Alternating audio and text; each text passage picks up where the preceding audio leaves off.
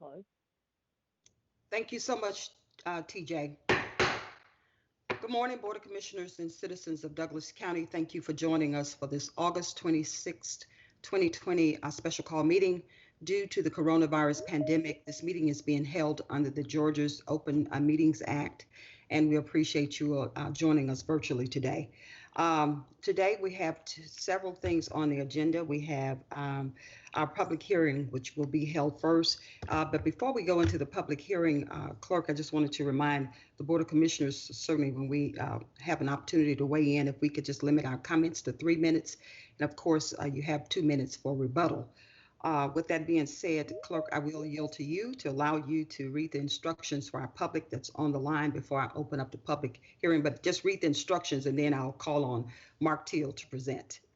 If you could just give our citizens instructions. Yes, ma'am. Thank you. Mm-hmm.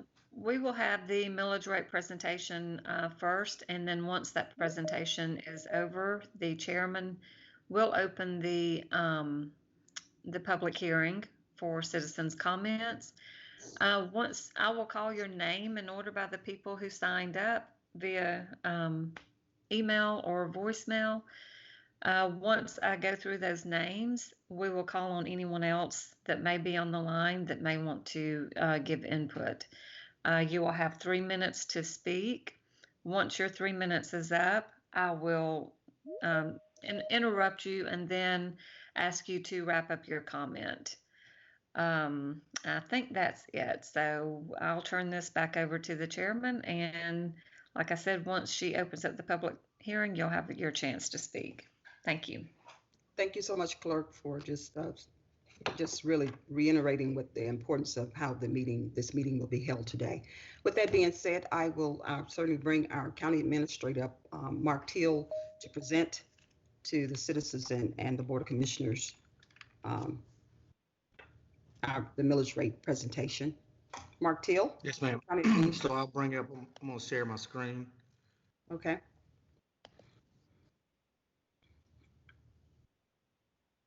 Point of order, Madam Chair. Yes, Vice Chairman Robinson, yes. Are we all here? You know what, and I didn't call roll. I apologize for that. Let me do that. If you could hold on 1 minute, County Administrator. I see Yes, Vice Chairman Kelly Robinson, you're here. District 3 Commissioner Tarina Carthen, are you here?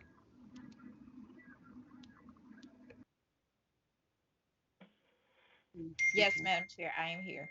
Oh, okay. Commissioner of District 1, Henry Mitchell III. I think I see you. President accounted for. Okay, and then District 4 Commissioner Ann Jones-Guider. Present. Okay, thank you. We have, and Ramona Jackson-Jones present. So we have all 5 commissioners accounted for today. Thank you so much for all being here. And thank you so much, Vice Chairman, for reminding me to call roll, because it's impossible for me to see via the virtually if your cameras are off. With that being said, Mark Teal, I yield back to you for your presentation. Thank you. Yes, ma'am. Can you see my screen? Yes. Yeah, so these calculations, budget analysis is based on a 93% collection rate. So a couple of changes from last time. So we talked to the tax commissioner and the tax department. We had initially received information that 2 tax sales would be approximately $350,000. We changed this last night. That number is actually only about 38,000, but from discussions with the chairman and Commissioner Guider, we at least found 350,000, possibly more than likely more, in the budget to replace that. A lease to the Douglas County school system for the radio system at 250,000, and a Colgate pilot that's coming in the next week or so for a tax abatement that was completed. These are smaller items, but every little bit helps. So from what we had on last time, other financing sources. So we're in the process of receiving our full 5.538 million from the CARES Act. Excuse me. COVID expenses were these were reduced by 200,000, but they include the $900,000 resolution that was approved by the board a couple months ago, and then 100,000 for sending out notices or requests for absentee ballots. So a couple of the items that have been done to reduce the budget, elimination of 2020 BIRs, 2.17 million, reduce the defined benefit plan contribution to the minimum requirement, 1 million, frozen positions, 451,000, elimination of the remaining 2020 training budget, 331,000, elimination of holiday pay, which is the Christmas bonuses for employees, that's 100,000. Additional expense credit for operating reductions, 800,000, and those, the budget has been amended to reflect those. Implementation of furlough program, 5 days for the remaining in 2020, that's 723,000.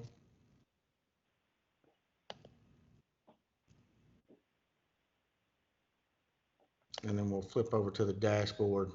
Let me make this a little bit bigger. That's a little bit too big.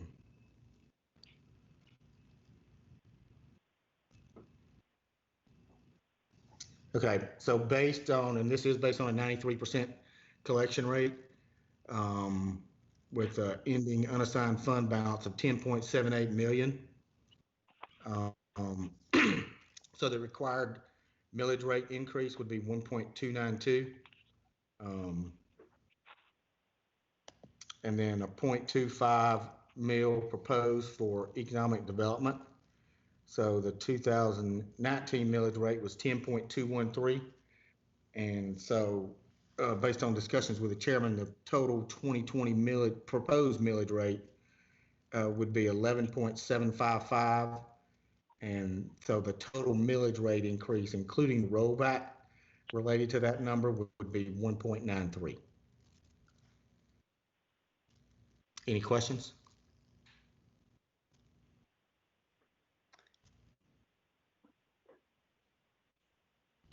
Okay, keep going, Mark. Yes. That's it. Any questions? Okay. All right. Any questions from the board before I yield to our and open this public hearing? Okay, Mark, what I'm gonna do, I'm gonna open Madam it. Chair? Yes, Vice Chairman Robinson. Yeah, one of the challenges is reconciling changes. You said something came in last night, which that came in from another commissioner. I'd like to know what those changes were. If something is being proposed, you will need to get the 3 to get there. And I need to know what was inserted. So can we get a little Yes, bit sir. more detail on that, please? Yes, Yes, Mark. sir. could you So- go on? So the 350,000 that we initially had in here for the 2 tax sales. So based on, we were looking at the budget last night. So I think there's an additional 100,000 that could come out of the aquatic center and 190,000 out of DOT admin. And then there were some smaller items, 10,000 here, 14,000 there for a couple of other departments with part-time employees. And those numbers exceeded a little over 400,000. So that would replace the 350,000. That will replace the 350. No, I need to know what those numbers are. You need to be a little bit more specific. This is yes or no, up or down. I need to know. So you said some department, what part-time? We talking about legal part-time? You talk about DOT part-time? You got to be specific. Yes, hold on one second. I'll have to look. You're fine. Take your time.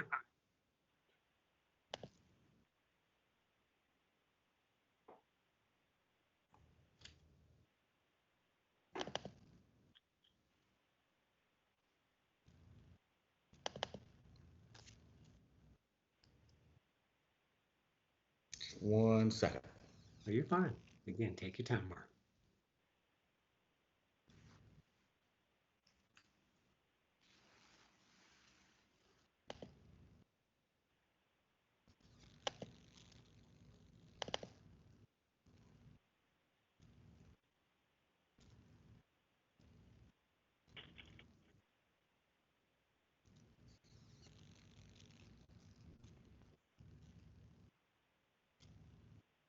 Yep, so there was an additional 35,000. Sorry, this is a really big spreadsheet. It looked like could come from probate court salaries, part-time salaries for be another 14,000 for juvenile public defender. They've had an open position since June, and they will not fill that the rest of the year. So that's 190 plus 100,000. That's 290. That's about 320. There was another 6,700 from printing and mail. So that gets us really close to the 350,000. Okay, is that it exhaustively? Is that everything? Yes, sir. All right. All right, keep going. I'm gonna yield for now. Thank you, Madam Chair. Okay, thank you.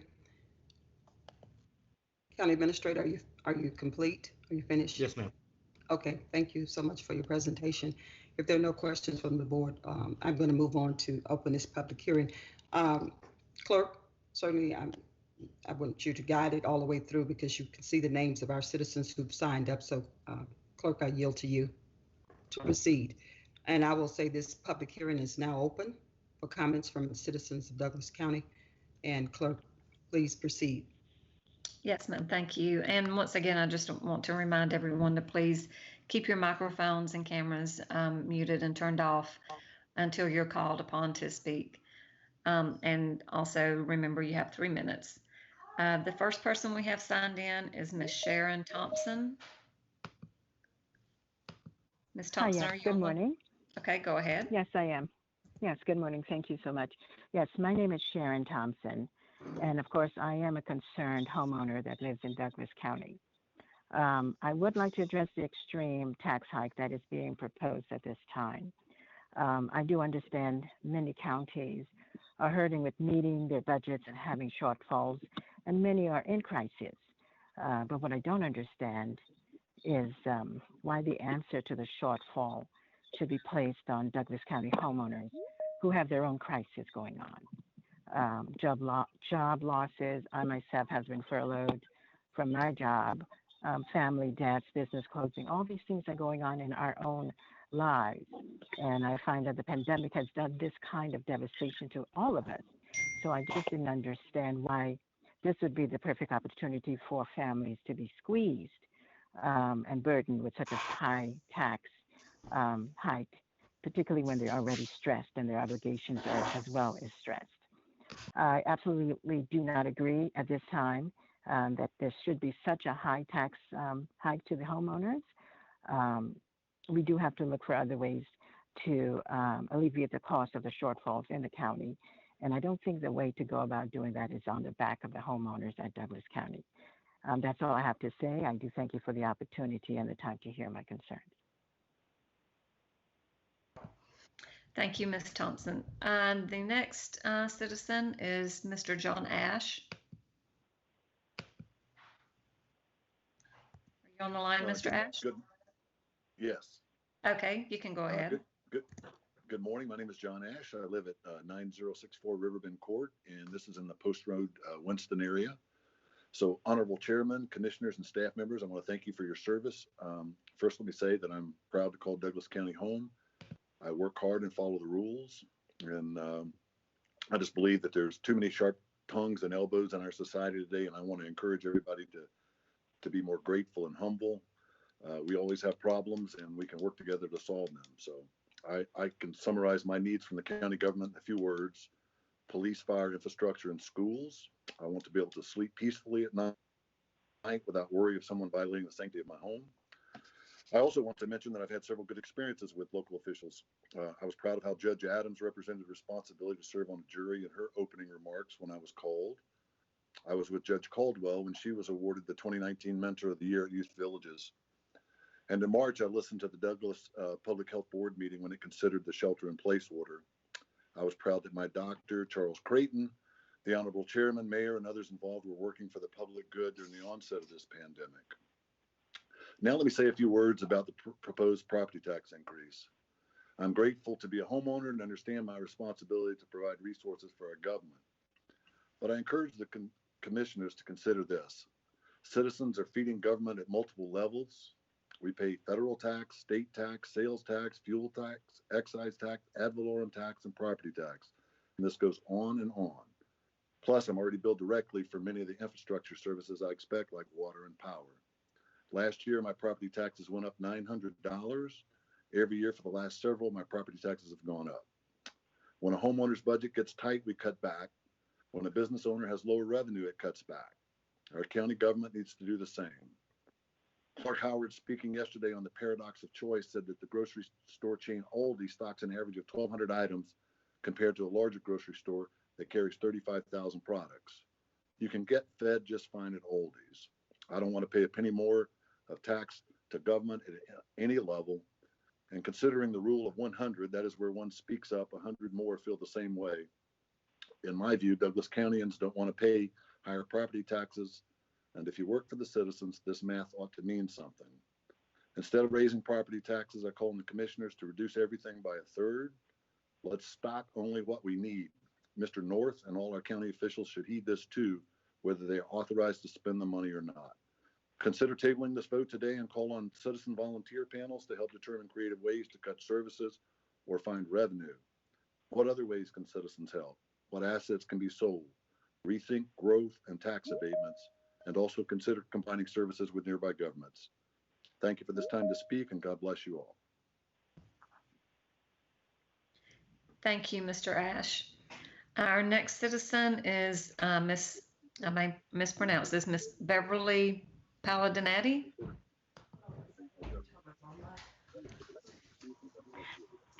Yes, good morning. Can you hear me? Yes, ma'am, you can go ahead. All right. Yes, COVID-19 will have a long-lasting effect on all of us.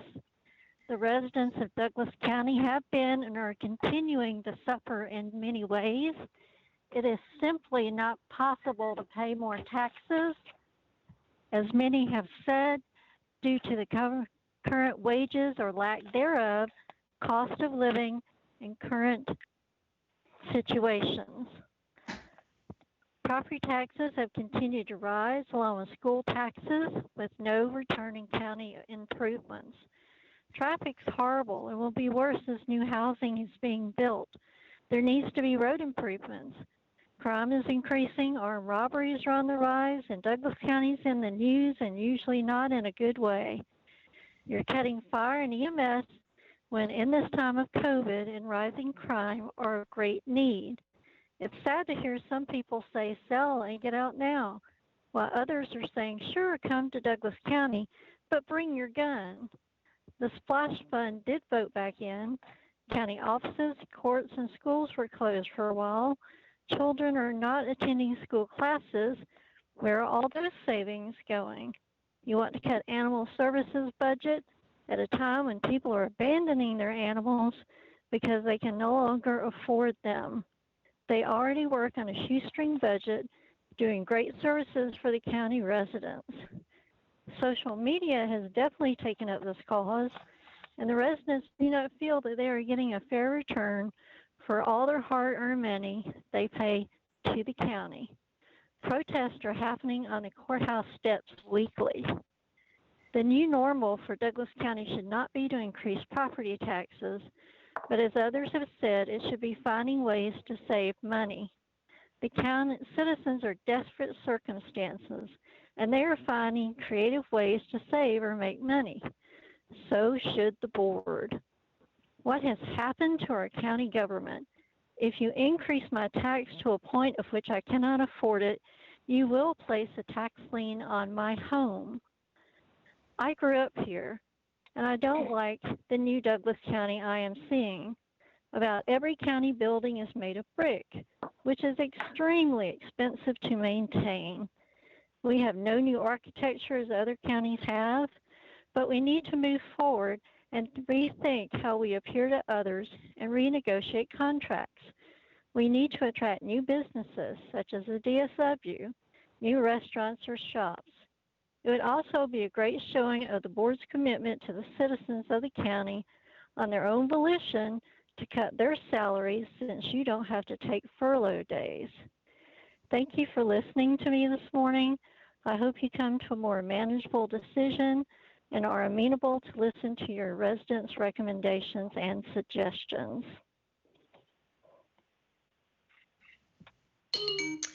Thank you very much. Our next citizen is Carmen Takuchi.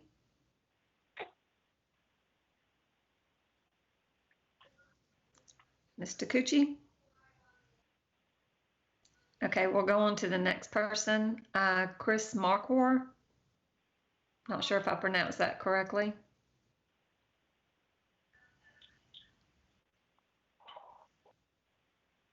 Okay, we'll move on to Miss Julia Johns. Good morning, I'm here. Can you hear me? Yes, ma'am, you can go ahead. Thank you. Well, again, good morning, and thank you for this time to speak. I appreciate all that you are doing to manage our county's expenses during this difficult time. With respect to the proposal to increase property taxes, I have several questions that I'd love for the board to consider. My first question is this: if property taxes were not increased or not increased at the level proposed, what government services or expenses would be affected? My next question: how would the lack or decrease of these government expenses truly affect the majority of the citizens? And then third, if you compare those government services or expenses to the decisions that many citizens would have to face by the increase in their property taxes, which one is more important? I took an admittedly uneducated look at the 2020 budget and noticed several increases. For example, according to the 2020 budget book, it appears that the tax commissioner budget increased by over $1.4 million. Perhaps everyone else here knows and understands what that is for, but I don't. It does seem like a lot of money to me. The district attorney's budget appears to have increased by over $500,000, and the increase in the sheriff's detention and enforcement budgets combined appears to be over $4 million. These three increases alone total more than $6 million, and my guess is that there are additional increases in the budget from 2019 to 2020. I'm not saying that these increases were ill-advised or extreme. I wasn't part of the discussion, so I don't know. What I am saying is that it is important to understand in the light of our current situations if these choices are correct. What may have seemed like a good idea at the beginning of the year may not be advisable now. The property tax increase you're proposing would have a direct impact on choices individuals and families would have to make, especially for those who are on fixed incomes or who are already struggling to make ends meet each month. The diversion of family funds to increase property taxes could mean that they have to decide whether to fill that prescription, to make that doctor visit copay, or to purchase the equipment their kids need to have any kind of educational experience right now. The property tax increase proposal has real consequences for families, and I strongly encourage each of you to consider if the trade-off they will have to make is right. Again, please think about your answers to the questions I posed at the beginning of my talking points. Your constituencies are depending on you to make the right decisions and to make them a priority in your thinking. Thank you so much again for your time to allow me to speak. Thank you, Ms. Johns. Mr. Roger Johns? I'm here. Can you hear me? Yes, sir. Go right ahead. Thank you again for the time to address the commissioners. I'm a longtime resident of Douglas County, and I would like to go on record as saying that I am against the increase, certainly at the amount that's been proposed. And if there needs to be an increase, if there's just no other way, that it be kept as small as possible and be confined to 1 year, and that the issue be revisited thoroughly from the bottom up in next year's budgeting process. And my reasoning is largely follows on the backs of what others have said this morning. I've seen breakdowns of the effect of the tax in a monthly amount which can look rather small, but over a period of a year, a $10 or a $20 a month increase comes out to $240, $120 to $240 a year. For a lot of people on fixed income, that's food decisions, prescription decisions, gasoline decisions. It just looks bad and it feels bad to me when everyone is having to deal with so much uncertainty for another bit of uncertainty to be introduced into the picture, especially when the uncertainty has such a direct, unsettling effect on one's home. And if people are unable to make their tax bill and then there's a tax lien which goes unpaid, then the people can lose their home to a tax sale. It just feels wrong to me that people who are already suffering are put under an additional cloud of uncertainty, wondering about whether they'll be able to provide the necessities for their family and whether they'll be able to even stay in their home. I think the government needs to lead by example. I listened to the first part of the meeting and I was heartened to hear that so many cuts are being made. And I think that every item of the budget needs to be visited and that every choice needs to be made in terms of what is the best thing to reduce the uncertainty and to maintain the morale of the people and the basic government services in Douglas County. Thank you for the time to address the commission. Thank you, Mr. Jones. Our next speaker is Myrta Carpenter.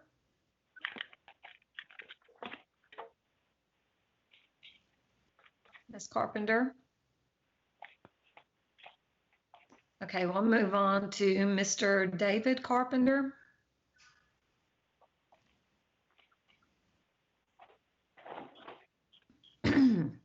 Okay, next is Kim Schreckengast. Hi, this is Kim. Can you hear me?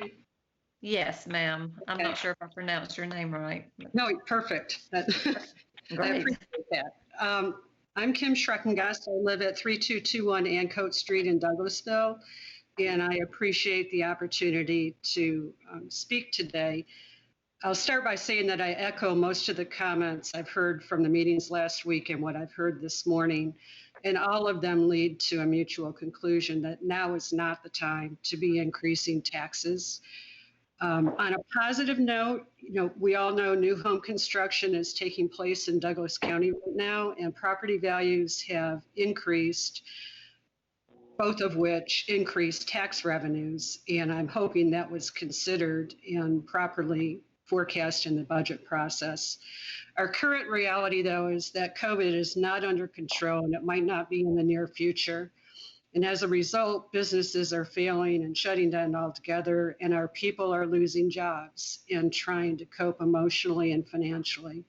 They don't need anything else piled on them at this time. And we still face an uncertain economy going forward. How long that will last, I'm not sure. But we probably need to brace for a further downturn. Until we solve COVID through a vaccine or a cure, more businesses are likely to shut down and more people are going to lose their jobs in the process. And the federal government can't continue to provide stimulus relief forever. And eventually that'll be reflected in our investments, IRAs, 401ks, which for people on fixed incomes is a primary source of income. I would ask the commission to dig deeper into this budget. It feels to me that without all the details, the cuts made so far are the obvious ones. In any business, including our local government, the market will only bear so much. Good businesses don't use price increases, in our case, tax increases, as the solution to their desired budget. It's not a good long-term play because eventually the customers or constituents will go away.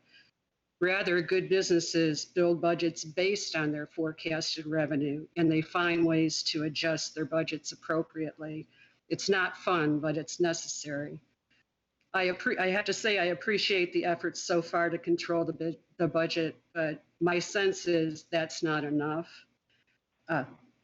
I don't understand why, when we were able to hold the millage rate flat in previous years, when property values were not increasing at the rate that they are right now, And I would ask to explore whether we're tapping into all federal and state government funding that's available to us.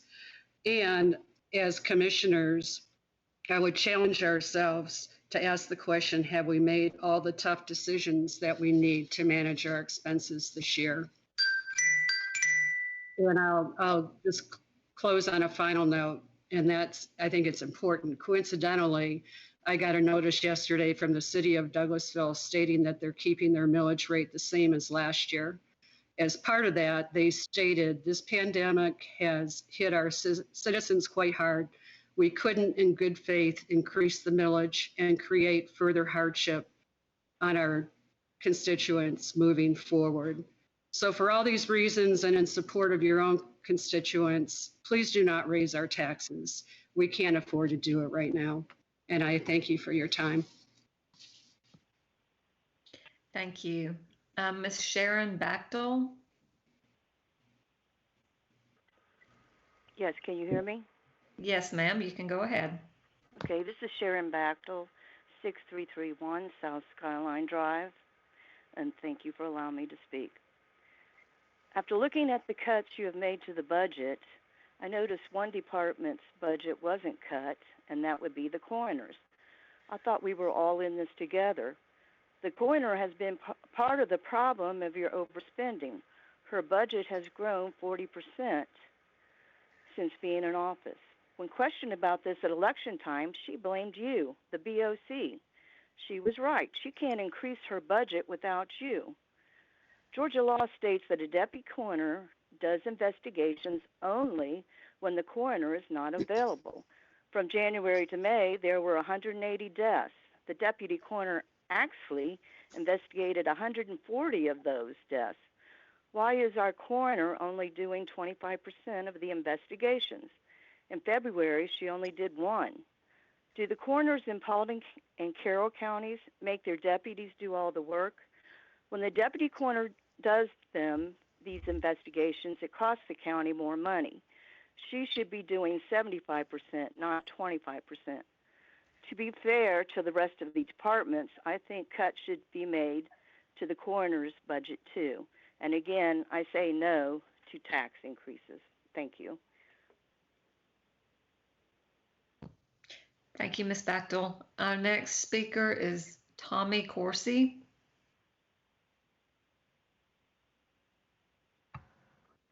Hello. Yes, you can go ahead. How y'all doing today? My name's Tommy Corsi. I've been a resident of Douglas County for about 22 years now. I've been a homeowner for 20. I'm not sure. Well, I know none of y'all were in office back in 2003, 2004, whenever Douglas County did across-the-board property tax hike. They had over 8,000 people file appeals for the property increase at that one point. The county continued to go increase property value every year till the bottom fell out. Well, I don't know if the county assessor's office has informed the board, but for the last 7 years, they've been going up on property taxes every year. And the reason I know this is because every time they send me an assessment, I appeal the assessment. The last time I sat in the assessment board and appealed it, I showed the assessment board that there's an average of 10 to 40% increase per house in my subdivision that was sold over a 2-year period. At the rate of the increases in my subdivision, which is an established subdivision, most of these houses that were built between 74 and 84 would be worth over $250,000. The property values are getting outrageous in Douglas County. It's getting where people can't afford to live in Douglas County. I've had several friends that have put their houses up for sale because they're going to move to other counties where the taxes aren't as high and the property's not overvalued.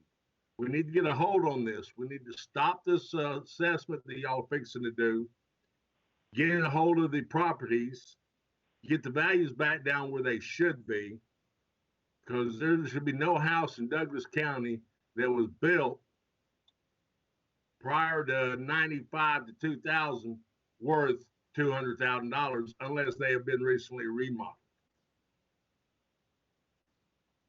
And like some of the other callers have said, let's find ways to cut the budget. It's better than continuing increases on property taxes and taxing these people out of the communities. COVID's not going anywhere. Everybody thinks that this vaccine that they're going to come out with is going to cure everything. If y'all people pay attention, the flu vaccine don't even cure all the flu symptoms. COVID's going to be here for several years. People are going to be struggling for several years, and we can't afford to keep going up on property taxes and taxing people out of their houses and out of their communities. We need to find another way to do it. We need to do it soon. Thank you for your time. Goodbye. Thank you, Mr. Corsi. Our next speaker is Miss Valerie McLean. Hello. Yes, ma'am, you can go ahead. Okay, hi. I am a Douglas County resident for the past 11 years, and I was very glad to move to where I am now. I was excited to have my first home. Over the years, I had a reduction in employment of about 60% of my pay. That lasted for about 3 years. I had to work 2 jobs to continue to keep my home because I love my neighborhood. I didn't want to move, and I had to struggle through that. I finally was able to get a better job where I am now. So I'm finally able to get a little bit more above water and make ends meet. But at the same time, I have other expenses. You know, I have to help pay my son's college and support him. Long story short, I do not agree with the property tax increases, and I'm not very well studied on the breakdown of where the tax funds go, but I'm curious to know where some of these where the expenses go. Would that include things like LED streetlights and 5G, which I believe are very unsafe? I'm curious to know, are all the commissioners property owners in the county? I just have a lot of questions and about how the expenses are distributed. The marketing, the rebranding, I'm not sure when that happened. I guess it was last year. But I'm just thinking there's got to be other ways to look at the budget, and the property owners are just under a lot of burden right now. And I want to go on record to say I do not agree with this tax hike. And I did want clarification on the ballots. Someone mentioned $100,000 for sending out absentee ballots. Is that for actual absentee ballots, or is that for mail-in voting? And anyway, that's all I have to say. Thank you.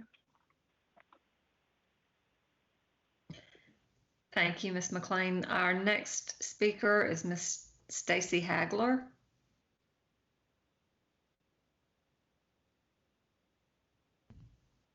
Stacy Hagler? Yes, I didn't actually register to speak at this one. I did speak at one of the others. I don't have my notes in front of me. I am opposed to it. I think there's a lot of other things that we can do. And I think all of the other citizens that have spoken have had good points. Okay, thank you, Ms. Hagler. Kevin Bailey? Yes, ma'am. Good morning. I've been a resident of Douglas County since March of 1994. I've raised my family here. My kids are grown. Really, I have no reason to stay in Douglas County. I, like a lot of the residents here, have watched the millage rate increase. I recently added a 1,600 square foot addition onto my home, only for the county to come in and hit me with $500 in additional property taxes that I had to appeal last year. I challenged the board to look at wasteful spending. I see where you try to make cuts on the budget, but look at where you're spending money that does not need to be spent. Waste collections, landfill. I've dealt with the county on a personal and professional level. I'm responsible for projects that are in the millions of dollars, and not one time in 25 years I've been with my company have I ever gone over budget, because I look for wasteful spendings and ways to give money back and not spend every dime that we get. And that's what Douglas County is doing. They spend every dime they get. None of us predicted the COVID-19. None of us expected it, and none of us budgeted for it. But yet you're hitting us who have been longtime residents, riding on our backs. It's time to look for the wasteful spending that you and the other employees of the county are actually throwing away. That's all I have to say. Thank you. Thank you, Mr. Bailey. Our next speaker, Priscilla Gable.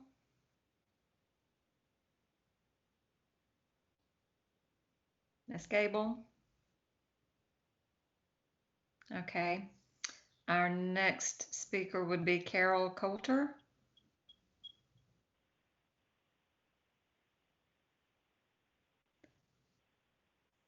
Okay. That's all that I had registered. Is there anyone who would like to speak that has not already spoken this morning? Hello, my name is Pat Chafin, and I didn't register, but I would like to say something. Okay, Pat, can you repeat your name, please? It's Pat Chafin, Chaffin. Go ahead. Okay, I'm kind of new to this, so you'll just have to bear with me for the 3 minutes that I guess I'm allowed. So first of all, I would like to go back to Julie Johns. She asked some very pointed questions, and my question to you is, how are you going to respond to those questions that not only she, but there were other questions that the people on this call proposed? So I would like to know when we can expect a response to that and how it will be presented. The second thing I would like to say is that I live in the far corner of Douglas County, and we get actually very few services. Well, from you guys, we don't have water. We don't have a very good fire control or fire support process. We had an issue a few years ago where we had to call 911, and they didn't even know where our location was. Our roads are always in ill repair. So I'd like to know all the money that you're asking for, this additional tax increase, is that going to improve any of the services that we're supposed to get? So that's really all I have to say. But I would like to know when we can expect answers to these questions. Thank you. Okay, I have a comment. Okay, hold on just 1 second. Okay, can I get your name? Sure, it's Michael Smith. Michael Smith? Okay, you can go ahead. Hi, I'm a business owner in Douglas County. And, I echo everything that all of the other.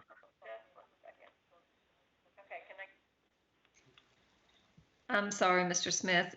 Can everyone please mute your phones? Okay, go ahead. All right, I'm a business owner in Douglas County, and I echo everything that most of the residents have said. I mean, obviously, the commissioners are doing as good of a job as they can to try and balance the budget, also make up for shortfalls from previous years. But the reality is I wanted to kind of give a business perspective on this because I know we've heard from a lot of residents. And while it may seem that we can just increase property taxes across the board, I just want to be very clear that increasing property tax on businesses alone and leaving homeowners exempt will not also be the solution. We employ many people in Douglas County, and the reality is that, at least for my business and many others who I've spoken to, when property taxes go up, 20 and 30%, that has to come out of somewhere in the business. And we've already cut for COVID. We've already taken pay cuts.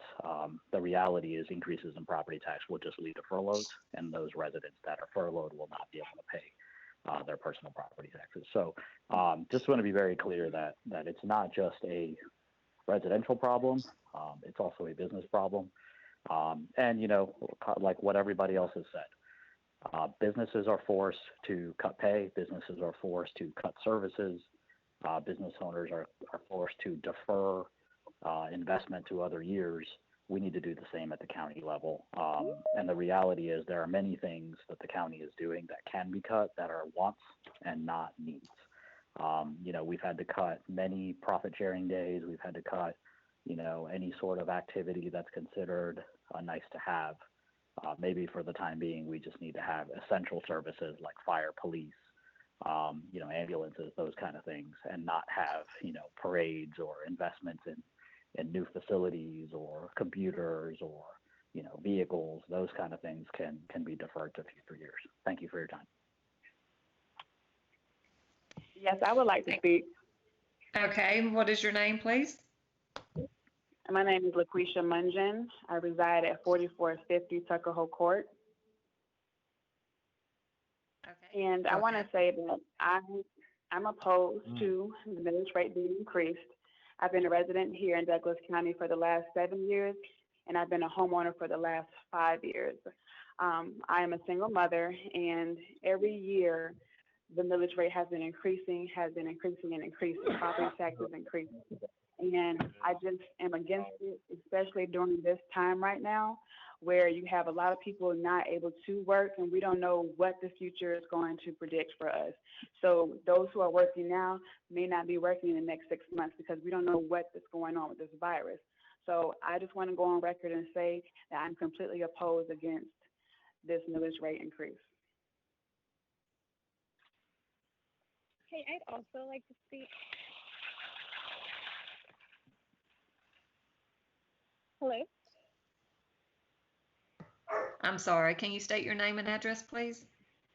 Yeah, my name is Sylvia Rozzo. I'm in the city limits, 97 Live Oak Lane. I also want to say that I'm against the tax increase. I spoke at the last phone call last week, and I just want to repoint some of the items that I outlined there. I think that this is not the time to incur a tax increase on citizens who are struggling because of the COVID pandemic. I know that unemployment rates are really high in the Metro Atlanta area. I saw that a driving simulator was approved, which is going to cost $22,300 for a Douglas County citizen. There was also an approved maintenance plan for a teen driving simulator for $9,975. Sidewalk improvements for Chestnut Log Middle School in the amount of $275,862.29. Also, sidewalk improvements for Turner Middle School, $363,846.75.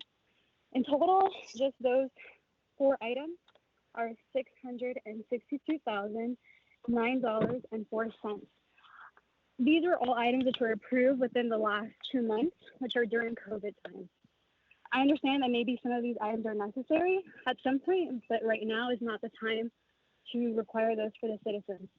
If you're able to approve these items, you should also be able to backtrack and say, you know what, our citizens are struggling. We should get rid of these costs and pursue them at a further time.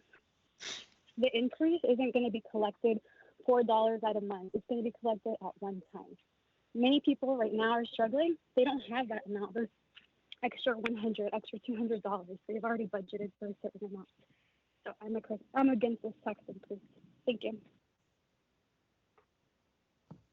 Thank you very much. Can you hold on just 1 second? The last speaker, can you please repeat your name? Sylvia Rozzo. Okay. Thank you very much. And the yeah. Go ahead. What is your name and address, please?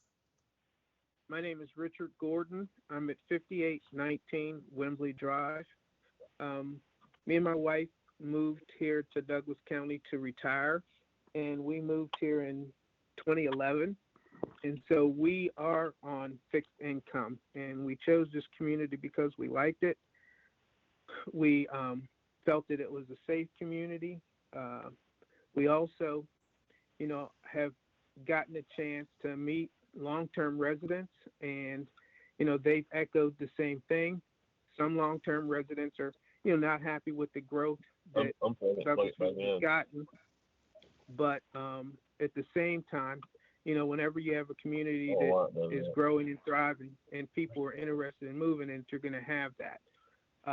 I think the millage rate, as a lot of other people have indicated, is extremely high, especially for seniors that, are on fixed incomes, and they're not going to be able to absorb those types of increases in their monthly budget.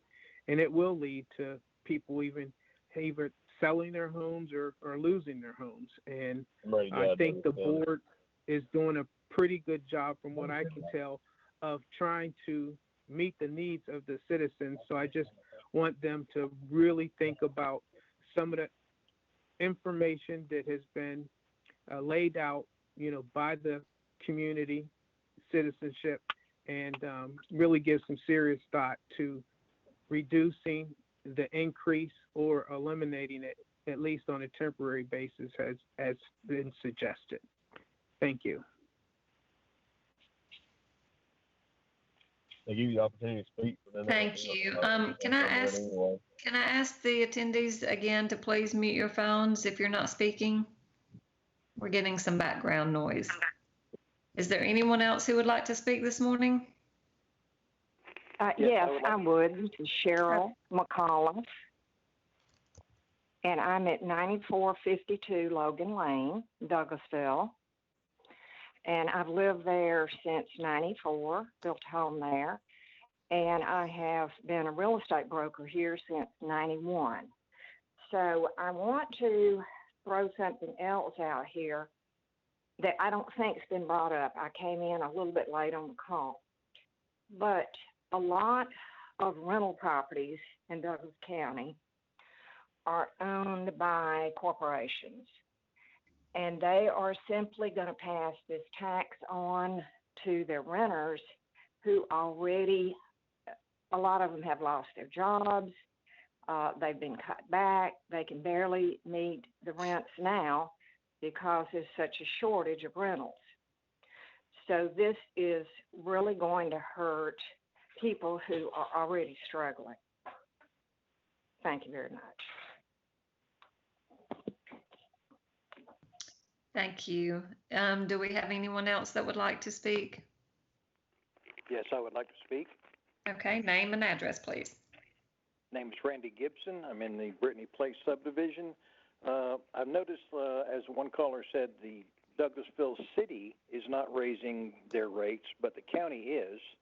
The county is adding projects in the middle of COVID, and it just seems like everything has not been really thoroughly vetted to see where we could save money, because adding a third increase to the millage rate in the middle of the COVID situation, when people are losing their jobs, it sounds awfully cold and heartless, and it sounds like the board's not doing a very good job of finding ways to get through this. At least postpone these increases until we get through this and everybody's stabilized again. And other than that, I appreciate what you're trying to do, but I think more should be done, because almost a 33% increase is just not acceptable, and it's just not the way to do it in the middle of this COVID. Thank you for your time.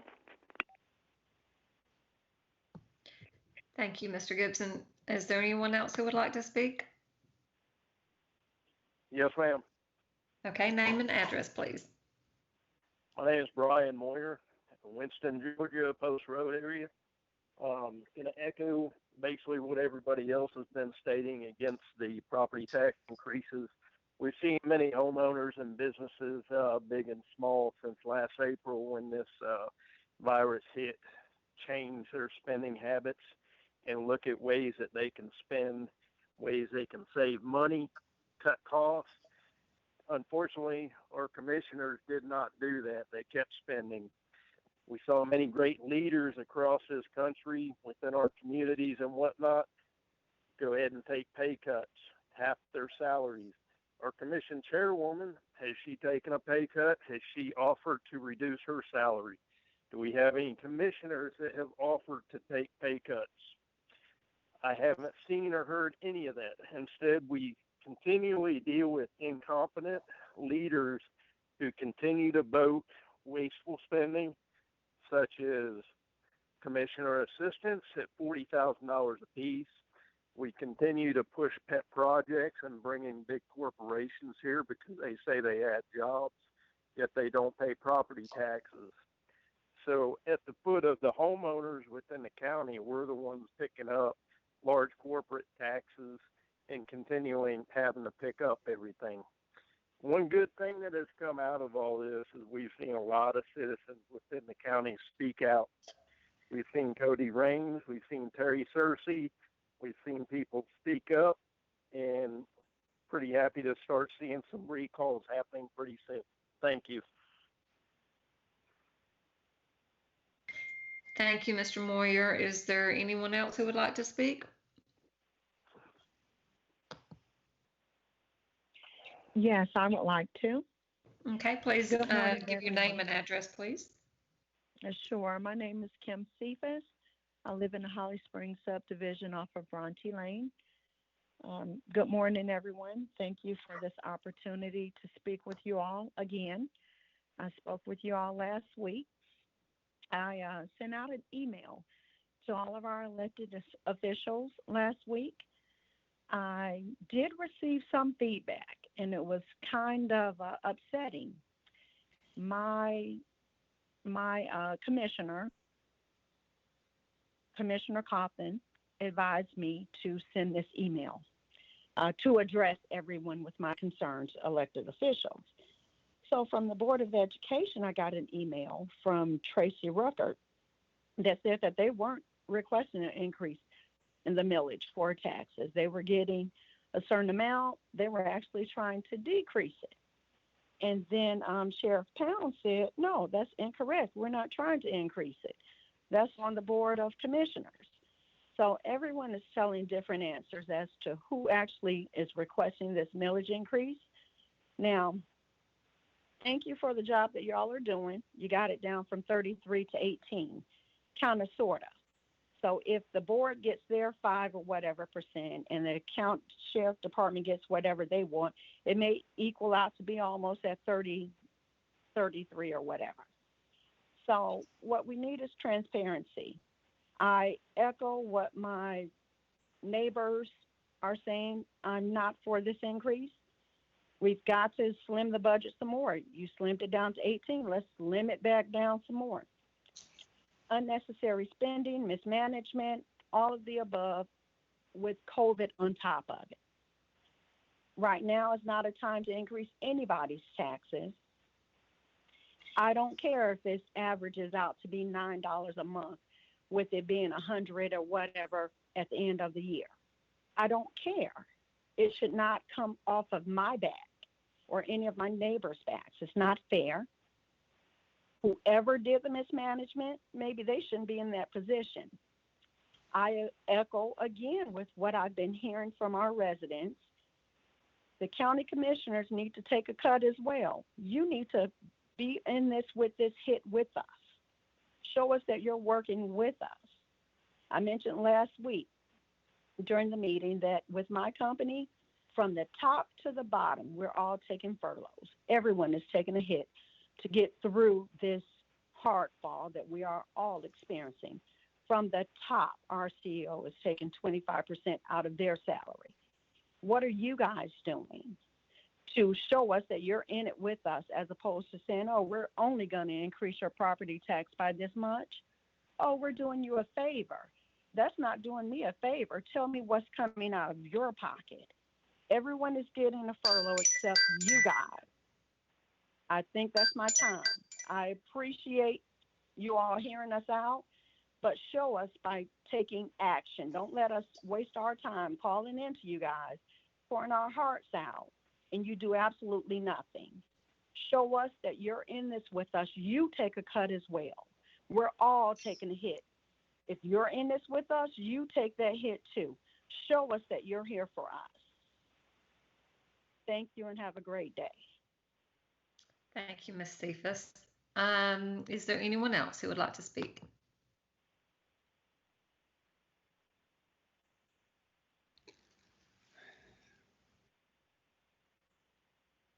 Okay, I guess that's it, Chairman, so I'm going to turn that back over to you. Thank you so much, Clerk. Appreciate you and thank you for conducting just the calling of everyone's name this morning. If there's no other comments, this public hearing is now closed. Board of Commissioners, I certainly yield to you to allow you to weigh in this morning. Madam Chair? Vice Chairman Robinson. All right, let's get at this. I do appreciate the citizens' input, listening. I get it, right? You have to take it in. You have to feel the citizens. I mean, I get what it means to cut corners. You know, I have to give credit to the administration for doing what they could. This is a unique situation, and I'm sure we'll have other comments regarding that.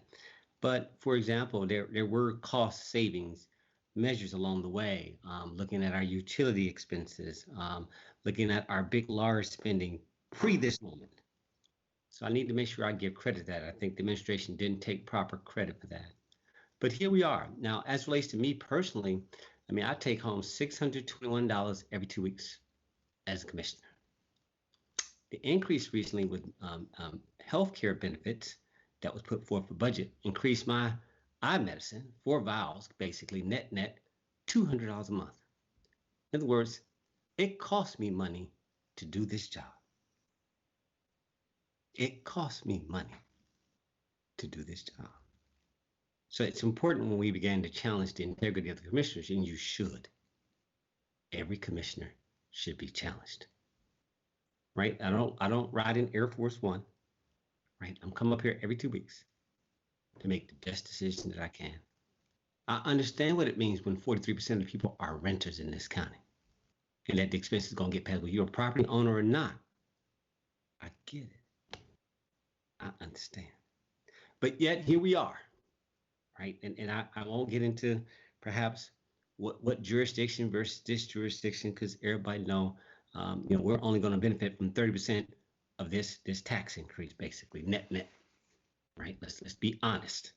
Let's not be disingenuous, right? So I'm listening to this, and I'm saying, but the number is the number. Yes, we could have looked at consolidation, but that's going to take a minute. That ain't going to help me today. Yes, we could have. Please, Madam Chair, have them turn off their phones. Yes, if anyone is speaking, please turn your phones, turn your microphones off, please. Thank you. Thank you, Madam Chair. And so, yeah, consolidation is a consideration. Yeah, we could have did a cut across the board, but Douglas County, for the most part, is not a very big fat. We don't have a lot of layers. Yeah, you could find room, but I think the citizen got it right. Like, you know what I mean? People that moved out here, it's like when you add weight, the density is the issue. No, I agree. To get to revenue is equal price times quantity. And you're right, we shouldn't increase price. You got to add more people to spread your contribution margin. Okay, guys, entrepreneurship 101. Somebody up here can count. Right? Now we get it. Right? But it's going to take time to add people for them to contribute back. So here we are. And this issue is really not about the pandemic. It's not about the historical structure that we know we got here. It's this current budget. That's our issue. We had to redo our budget.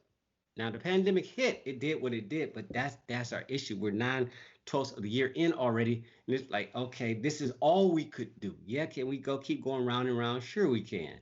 But at some point, at the end of the day, it's not the cuts. It's not about that. It's like you're out of revenue. You can't cut that much without cutting off a limb, a core function. Yeah, we could go around, but there's not enough. Your math is your math. Now I'm going to yield the floor. I think that's about 3 minutes. And again, I'm not going to make this long. At some point, I know, Madam Chair, you have a number on the table and you're going to present it accordingly. And we go from there. We know we're on a timetable by law. There is no keep tabling and tabling and tabling and tabling and tabling. Make a decision. So I yield the floor, Madam Chair. Thank you so much. Any other comments from any other commissioners? Okay, we'll move on. Yes, ma'am. Yes, Commissioner Guider. I couldn't get my microphone on. Okay. and I appreciate all the citizens that have come before this group, and we hear you. I assure you, we hear you.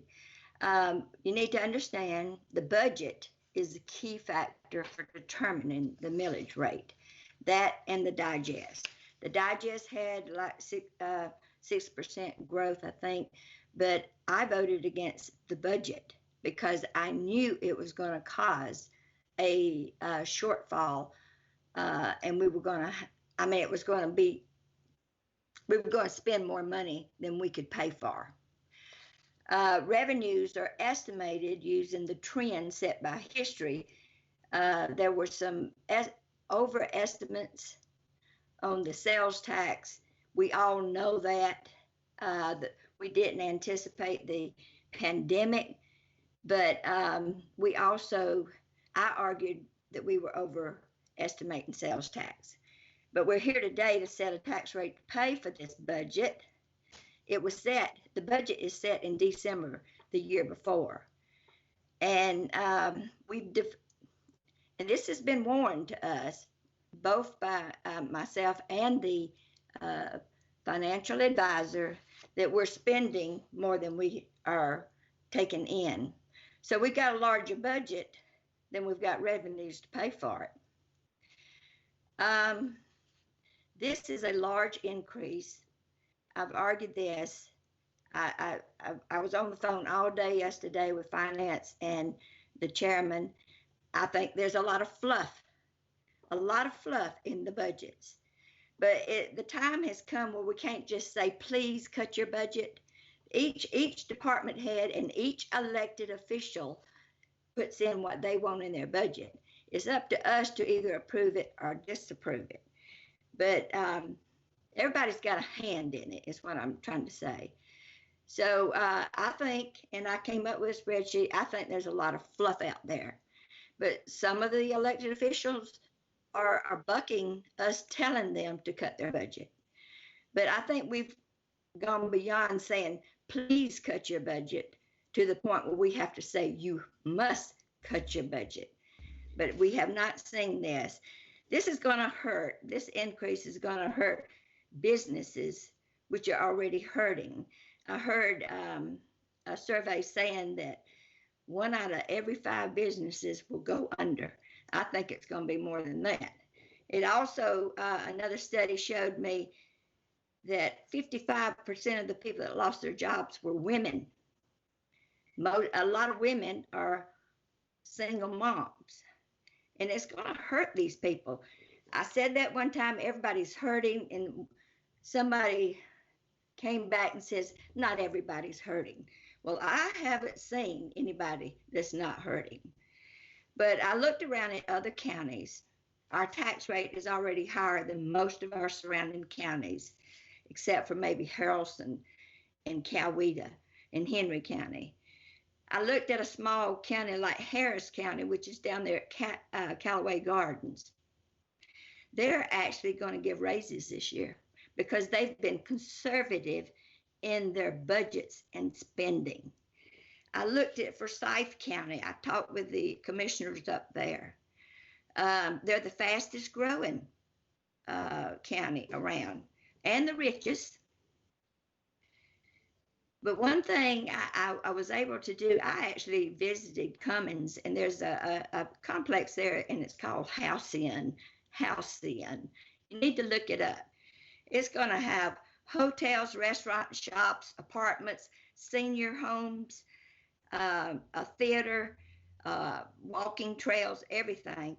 And I asked the county commissioner, what'd you have to pay to get them to come to your county? And the answer was zero. It was done by private money. We have in this tax hike is 0.25, a quarter of a mil, which is $1.2 million for our development authority, who's already gotten $339,000 in the budget. They have $3 million in their bank account as of the end of last year, $3.3 million. They don't need our money. They should be self-contained. But I know industry is important, but let me just say, over 56% of our digest is made up of residences. So this falls heavy on the residents of Douglas County. Industry and commercial only make up 39%, where 56% of it is residences. So as far as saying that the eastern side of the county holds us up, the figures don't show that. We've had growth in our digest, but we are spending more money than.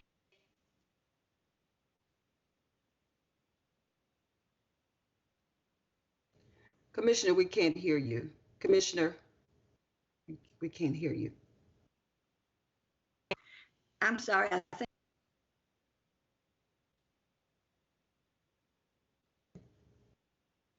Hello? Can you hear me? Yes, we can hear you now. Okay. Our tax rate is added to the city tax rate. So people that live in the city are going to be paying a lot more taxes. The city of Villa Rica, Mirror Lake, all those residences pay city tax and county tax. And I might remind everybody that the cities do not have but senior exemptions, and they're very limited. So this is going to hit them very, very hard. Once the toothpaste is out of the tube, which is the budget, you can't put it back in there. But I'm saying that the budget was inflated to begin with. That's why I voted against the budget. The sales tax was way overestimated. I think it was 3.8 million was estimated just for online sales tax. Discretionary funds are given to people. You don't have discretionary funds in a budget. And we don't have any viable contingency account. We are on thin ice, and we need, and also we got the splosh going on, the sales tax for the roads, the parks, and the fire and EMS and the radio system that we didn't have to bring out of the general fund. So all the splosh is paying for the big ticket items that usually you have to maintain. But I'm just saying, I think we should have gone back to the drawing board. We should have been more, firm, if that's a good word, with elected officials and department heads, and we should have cut this to the bare bones. Someone brought up the commissioners, and I was talking to our chairman yesterday, and she can confirm. I said it needs to start with us. We need to cut our expense account. We need to cut the aides out. And this, we hear this, and I'm sure I'm not the only one that's heard this, but that's a sore spot with the people. Why are we paying for aides, which are at a higher rate? They were hired at a higher rate than most of the people in the courthouse when they've only been there 1 or 2 years. And they're full-time. The aides are only part-time. Yes, there's fluff in this budget. I pointed it out. I gave a spreadsheet. But we haven't had the cooperation that we normally have from some of the departments and some of the elected officials. I'll be honest with you. I've never seen it like this. It usually, people are usually more cooperative. We need to listen to our citizens. They are hurting. Our businesses are hurting. Our single moms are hurting. Our women are hurting. They make up 55% of the people that lost the jobs. Everybody's got a different scenario, but we need to listen to them. But when we set our budget, and we'll be working on the 2021 budget very soon, we need to cut, and cut. All we've done so far is take a little clip out of the budget. We need to cut it. And with that, I yield back. Thank you so much. Commissioner Guider. Any other comment from the board? Okay, thank you. So what I'm going to do, Board of Commissioners, we're going to move into our agenda, and I'm going to call the question. Board of Commissioners, do you need any more insight from our county administrator before I call the question? Okay. Board of Commissioners, we have a millage rate approval on the table. Certainly, I've heard the citizens loud and clear. We've worked on both ends to compress and condense this budget as much as possible, and we're continuing to work and looking at 2021 going in very flat and very tight. I'm certainly going to call the question. The question is, Board of Commissioners, do we have a motion? Madam Chair. Okay, Commissioner Mitchell. My apologies. I just got a lot going on, and I just want to make just a couple of comments, just a couple before calling the question. My apologies here. Hold on, my phone going off. Okay, I just want to add so we can all be clear that, as Commissioner Guider stated earlier, I always said that this budget was a budget that was looking good on paper, but we would never get there. I guess my intuition turned out to be correct. We're not going to get there. On top of a pandemic to only add to this. As stated, the online tax part of it was, a wishful, aggressive thought. We're not going to get there. The sales tax side of it. But the bottom line is, this budget already from the beginning, as stated earlier by my colleague, that it was not going to make it. And I know you're right, there are some things we could do, and I think we've all suggested some things and not quite got there yet. However, I would like to have known, one of my colleagues supposedly sent off something that could have been a possible adjustment that we talked about earlier.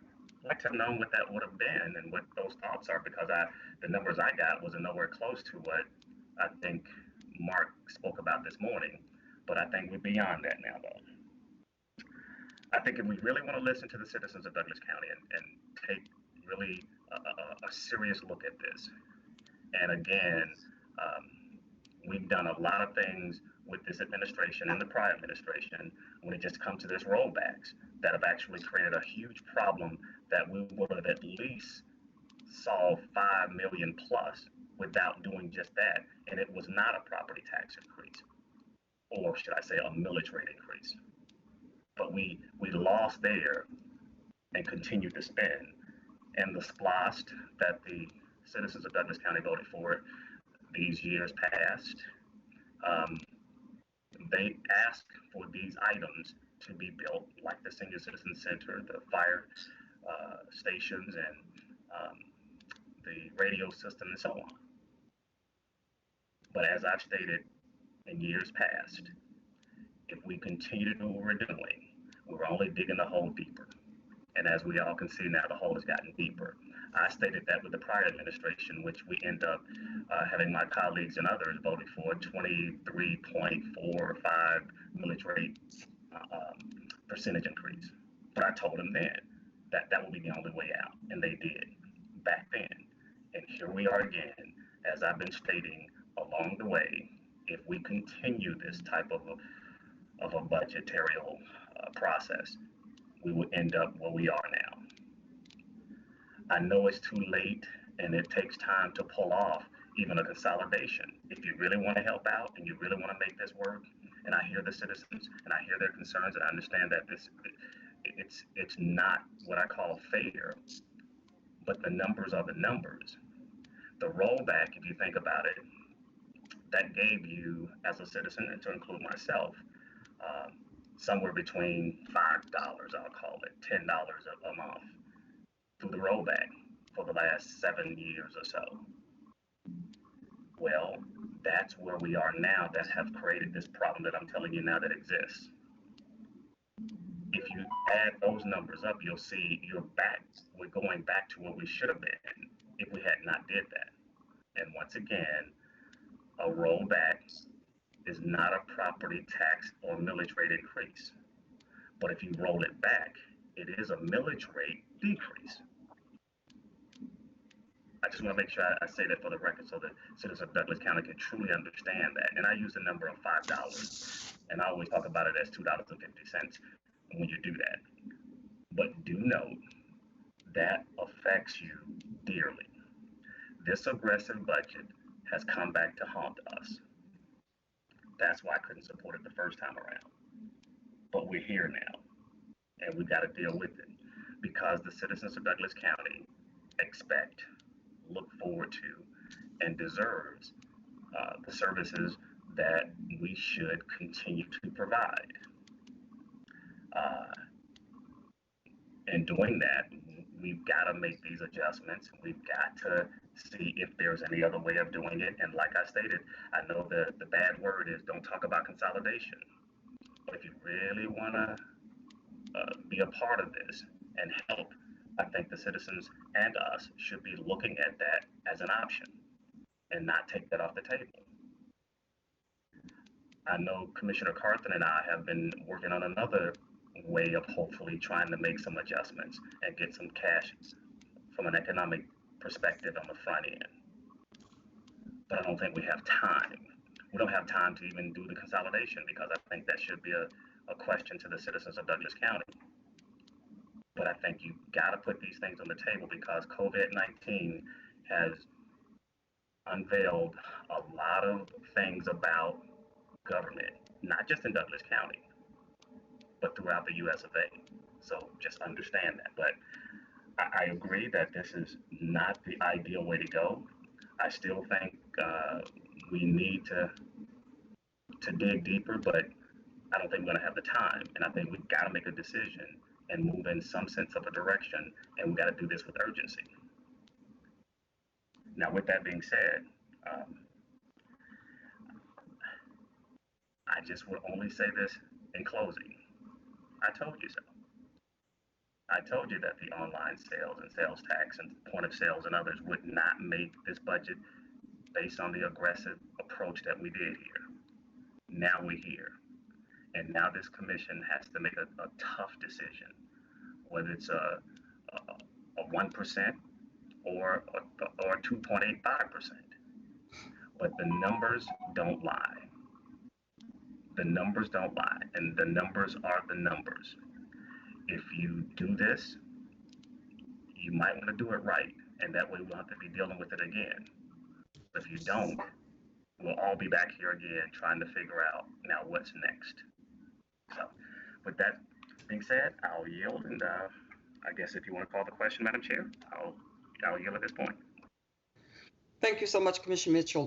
Board of Commissioners, I got just a little adjustment I make. I need to call. We have resolutions on the table, and I'm so glad, Commissioner, that you asked that you speak because that allowed me the opportunity to regroup. Board of Commissioners, we have two resolutions on the table today, and I need to start with the second resolution that's on your agenda first.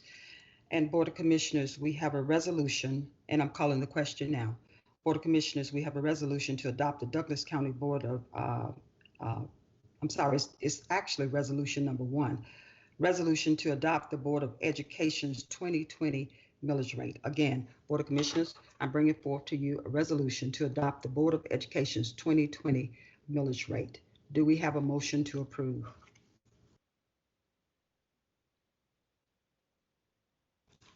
Board of Commissioners? Okay, let me say this once again. Madam Chair, point of question. Too late. Well, you didn't get a motion, so Madam Chair, may I? Yes. All right. You shifted on us. Our mindset was all about the commission. I can't think about Board of Education right now.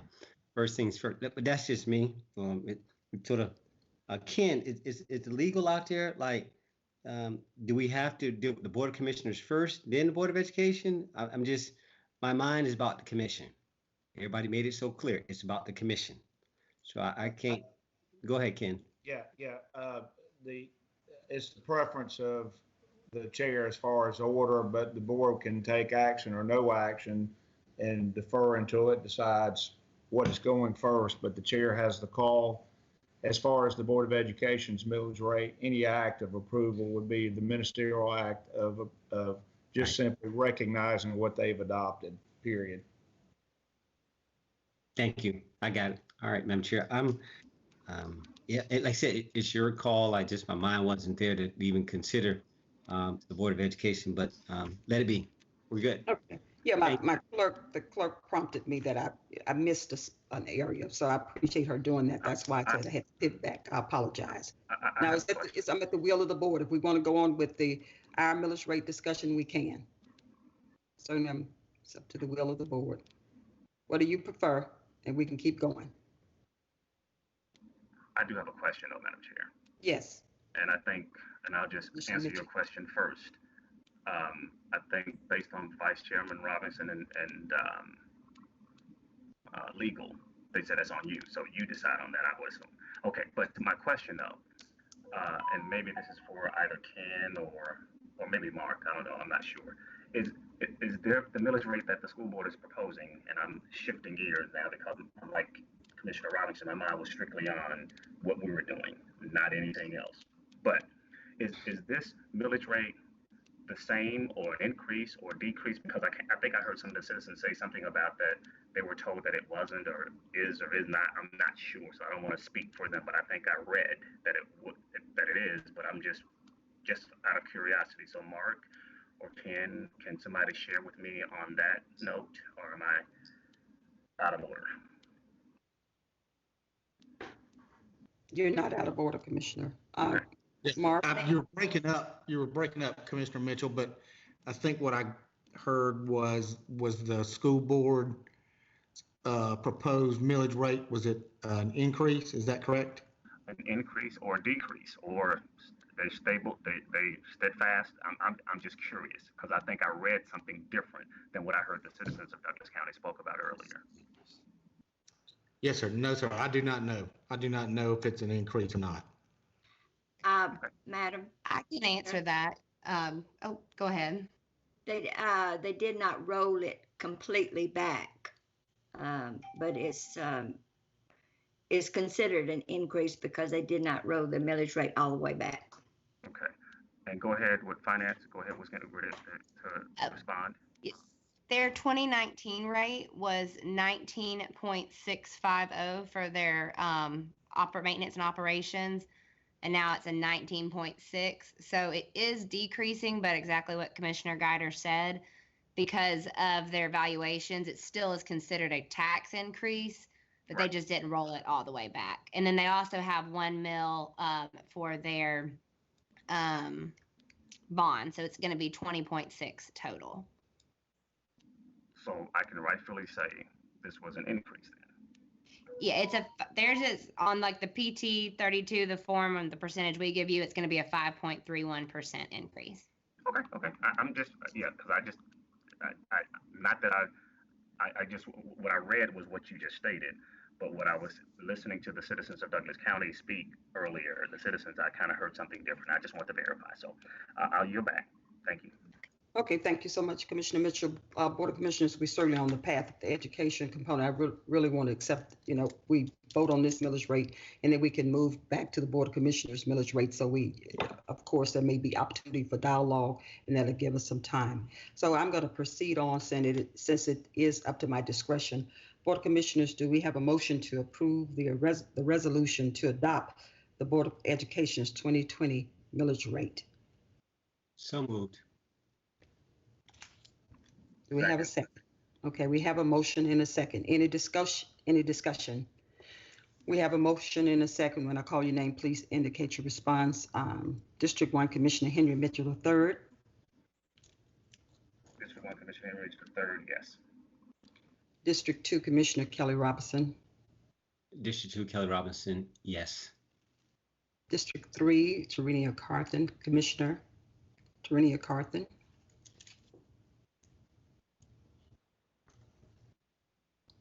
District 3, Commissioner Terenia Carthen. There you are. We can't hear you. We can't. Yeah. She said, yeah. She nodded because I can't hear.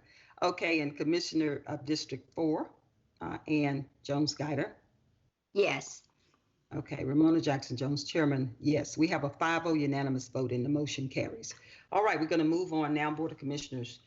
Thank you so much. Clerk, do you have all that information recorded? Clerk, do you Yes, have ma'am. everything? Yes, ma'am, I do. All right, I'm going to move on to our second resolution, Board of Commissioners, and it's a resolution to adopt the Douglas County Board of Commissioners 2020 millage rate. And if you have any questions about that, what the proposal is, the rate is a 1.9%, 1.93 increase, which is 1.93 mils increase. Motion, Board of Commissioners, do we have a motion to approve? Okay, we don't have a motion. Okay, would anyone else like to make a motion? The motion fails with the because of lack of a second. Board of Commissioners, anyone else would like to make a motion? Madam Chair, Mm-hmm. I'd like to present a motion to be considered by the Board of Commissioners. Yes. Okay. I'd like to make a motion for the board to consider what was originally put in the legal organ, that exact amount. And I call on the Assistant Director of Finance to, what did we put in the legal organ? That exact number, I would like to put that on the floor for consideration. It's what we advertised originally to the public. Yes, sir. It's 13.063. It would be the total millage rate. Got it. Madam Chair, I'd like to put on the table for a 13.063 millage rate increase, as stated in the legal organ originally. That was approved by the Board of Commissioners that were present at that meeting. Okay, you have a motion. Do we have a second? Okay, we don't have a second, so the motion fails for the lack of a second. Okay, or we have any other motions? If we don't have any motions, Board of Commissioners, certainly seems like we cannot come to an agreement, and this meeting will go into recess, and I will have the clerk to call you back to see what your schedule looks like tomorrow. Madam Chair, Yes. point of order. Yes. At this time, you should ask for any other motions before recess. Oh, I did. I said, do we have any other motions? I did. Okay, point of order. How much? And Ken, when is the last time, when check my calendar? I'm not, no, check no calendar tomorrow. You need to do this today. I'm trying to get what are we doing? It don't take that long, right? So let's be clear that we don't just blow this off. So Ken, legally, how long does it take? But when do we need to have this officially submitted to the state? Can you give me a timeline, please, of what I'm looking at? And that way I can back off.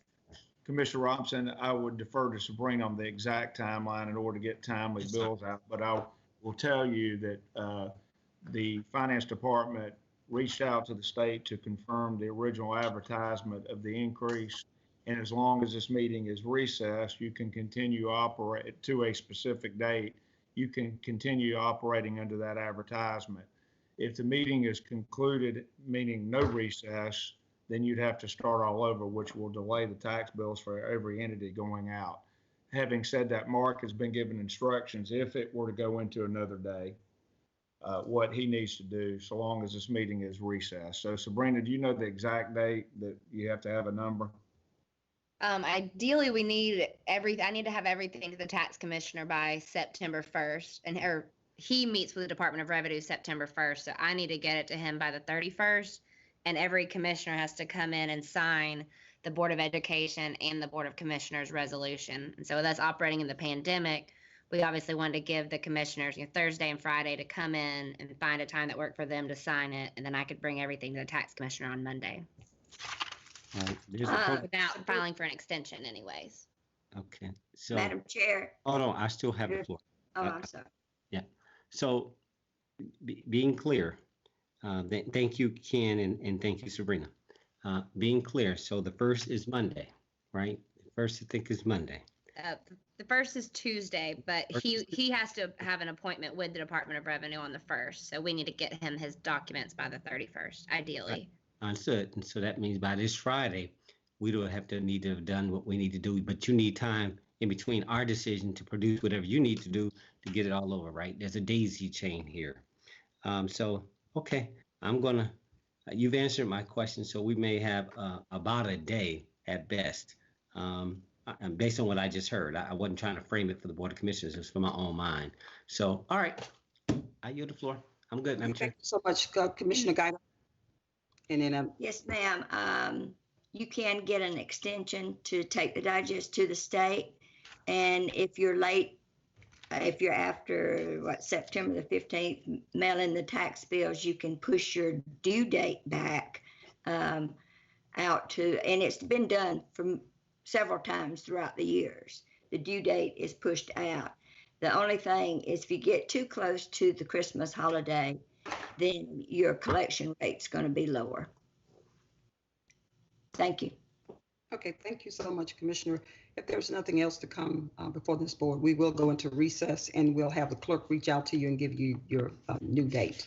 Madam Chair, you have to recess you have to recess to a specific time and date so the public is on notice of when this meeting is continuing. Okay, clerk, if you could give me a date and a time, and then I'll just publicize that information and then we'll go into recess. Madam Chair? Madam Chair?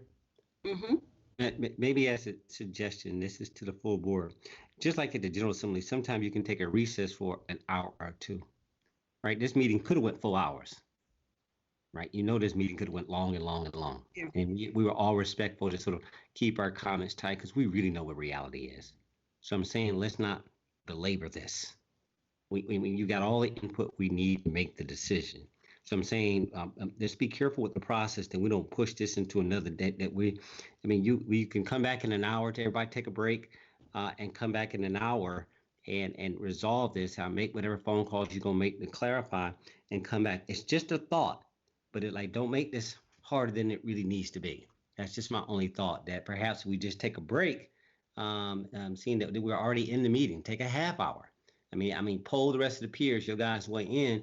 Do you want to go into another day or do you just want to push this out, just for a half hour or so to catch your thoughts? You already have made a decision that, okay, that one failed. At some point, you got to pick a number. It's a simple number. And so I don't take long for the five of us to come to a conclusion, whether you're in and out or on a specific number. But at some point, we got to make a decision. So that was just something to think about, Madam Chair, to perhaps just pause enough for us to recatch our thoughts based on what we just heard and come back. And if we can't get that, then of course you go into another day. But again, we're just belaboring the obvious. Thank you. I yield. Your call. Thank you so much. Thank you so much, District 2 Commissioner. Board of Commissioners, certainly I'm sensitive to your time. Certainly we can go into recess today, but certainly the clerk and I could look at another date, which would be tomorrow at a certain time. Certainly I'm very sensitive. So I'm going to poll the Board of Commissioners and you tell me what you think is best for you. And I'll make it, we will work around your schedule. Commissioner Carthen, I see you on the screen. Today, would you like to take an hour recess or you would like to, tomorrow, we're going to look at a date too for tomorrow. So we'll give you an option. Lisa, and I hope you have a date for tomorrow as well. Do you have anything yet? So the Board of Commissioners will have something to choose from. Looks like, according to the calendar, I don't see any conflicts for the rest of the day or tomorrow. Okay. So give us a time for tomorrow, Lisa, then we'll have an option.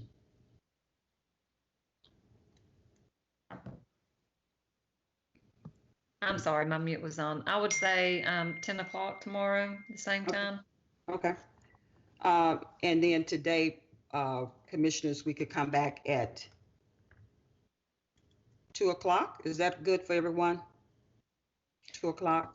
I would like 2 o'clock today, Chairman Jones. That's just my voice. Okay.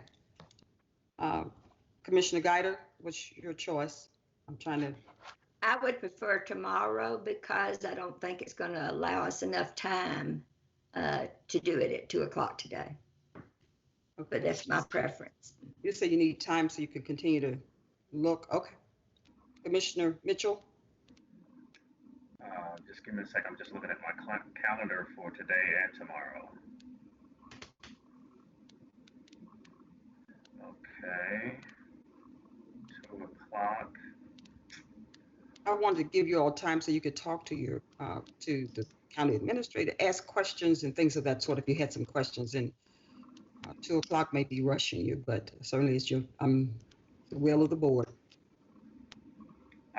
I'm okay with 2 o'clock at least, because I'm like Commissioner Robinson. A decision needs to be made, and prolong it won't go anywhere other than where it's going to go. And doing it today, doing it tomorrow. So I would go with Carthen and Commissioner Carthen and Robinson, and I'm assuming I don't know where you are with it though. So, but I'm okay. I'm open. Yeah, my schedule is very flexible today. So, okay, I had carved Yeah, out. Madam Chair. Madam Yes. Chair, I will confirm, and that I was saying today, but I'll confirm 2 p.m. works for District 2. Again, the timing and the essence of it is like having eye surgery. Like, no, you can't delay this. You got to get up on that table and you got to make this thing work. So I'm ready. So 2 p.m. is me as well, Madam Chair. I yield. Okay, thank you. And right now, Commissioner Guider, we have 3-1, so the consensus is 2 o'clock p.m. So are you available at 2 o'clock today, Commissioner Guider? I will make myself available. Yes. Okay, thank you. All right, Board of Commissioners, we will take a recess until 2 o'clock. Madam Chair? Yes. For purposes of the public, Mark might want to, or somebody needs to explain how they log back on at 2. Is it the same login, or will it change so everybody has complete transparency of when the meeting starts and how to attend? Yes, thank you so much, legal counsel. County Administrator, would you explain the process for our citizens so they can log back in? And also we have our communications director on the line as well, and he could help chime in. Yeah, Lisa, you're gonna have to help out with that. I don't Yeah. set those up, Madam Chair. Okay. Yeah, the problem is with, I think we'll need to use the same call-in. We just may have to resend it back out because that's the number that the citizens have. Lisa, let me just, hold on, Ken, hold on 1 second. Lisa, I will keep the same number, the same link. I don't think the time determines it, as long as you're within the window of that day. So okay, I wouldn't change anything unless you find out something different. So I think if you leave it the way it is, everybody log back in at what we said 2 o'clock, if that's the time frame, and everything should go like clockwork. Nothing else would change or should change. Okay. All right, thank you. So we've provided instructions for our citizens, and thank you so much. I apologize. I think Ken was trying to chime in before. Okay. Yeah. Well, I think you may have hit it, but I don't know if TJ's on the call, but TJ, if this meeting is just left open, but it's temporarily muted, won't it still continue? If we just log back in, we're going to be on the same thing from this morning, correct?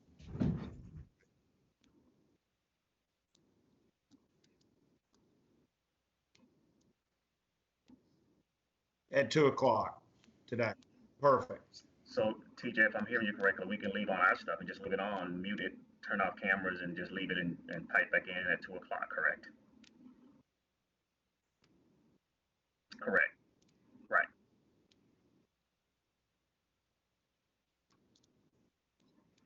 That's correct. Okay, that's what I thought. Okay, just wanted to verify. Thank you, Ken. All right. Thank you, Commissioner, and also thank you, legal counsel Ken. Attorney Bernard, are you finished before I place us into recess? Yes, ma'am. You would just place us in recess till 2 p.m. today. Thank you. Oh, thank you so much, Attorney Bernard. Board of Commissioners, we will go into recess until 2 o'clock p.m. and we will return same time, same station. So we'll see you shortly. Thank you.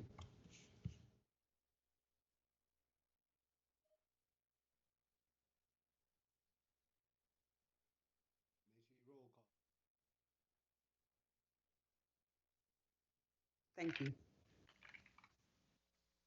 Okay, thank you so much, TJ. Board of Commissioners, this meeting is out of recess, officially out of recess. But before we start, Board of Commissioners, I just want to make sure that I ensure your presence. District 2, Commissioner Kelly Robinson, are you present? Present. Okay, District 1, Commissioner Henry Mitchell III. Okay. Okay, I'm gonna move on. District 3, Commissioner Terenia Carthen.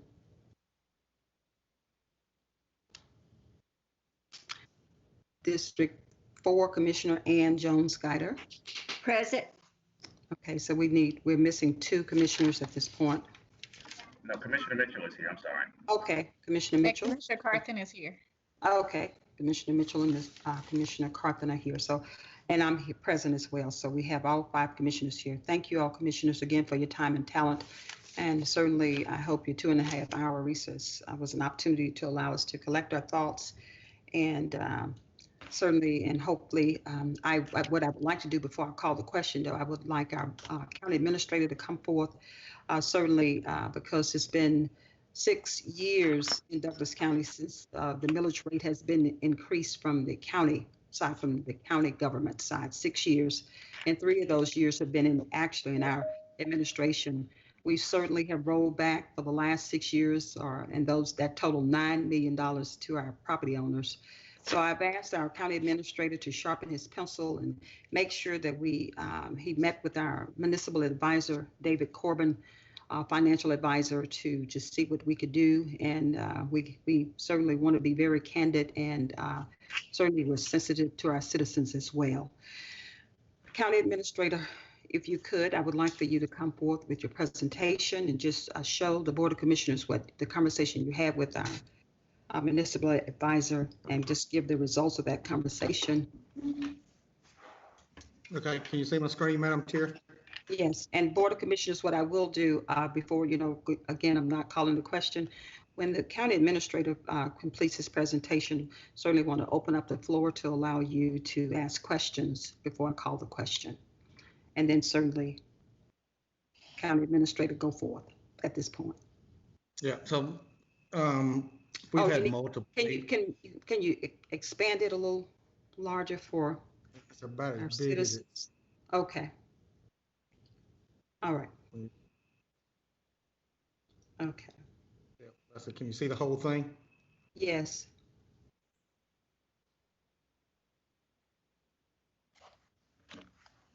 Hold on a second.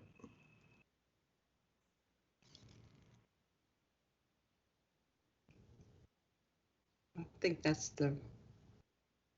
Yeah, that's about as big as large as it's going to get. So, thank you. Just so the chairman's been trying to balance the citizens' concerns with the current situation due to the pandemic. Just want to let everybody know. So in the next couple of weeks, I think departments are required to submit their budgets by, I think it's Friday. Could be next Friday. But so that's about a 3-month long process. And we fully intend to make significant reductions across the board, which has been the plan since we started this millage rate process a couple of weeks ago. So the chairman and Sabrina, the deputy finance director, and I met with David Corbin last, I think it was Monday, to discuss some of these millage rate proposals. So as far as so everything we went over before this morning on the other page is still the same. So what we came up with, or what, as far as the minimum millage rate that increase that David recommended, which didn't include the rollback, was 2.35. So with a 2.35 millage rate increase, that's in addition to the 10.213, which is the current millage rate. So that would give us a 12.563 total 2020 millage rate, and the total millage rate increase, including the rollback, would be 2.738. Currently, our budget is at 107 million, and our revenues are at 90 million. So we've got some work to do on both ends. This would increase the revenue, and then we've got to work really hard to reduce the budgets of all departments.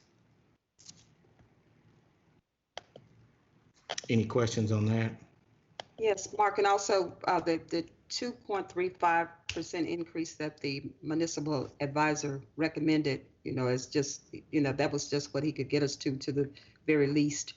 How does that impact our citizens? Tell me what that impact looked like, or tell our Board of Commissioners.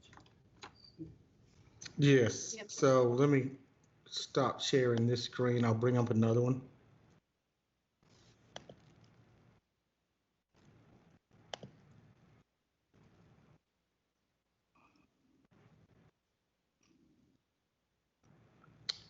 Okay, now the 2.35 is in addition to the current millage rate.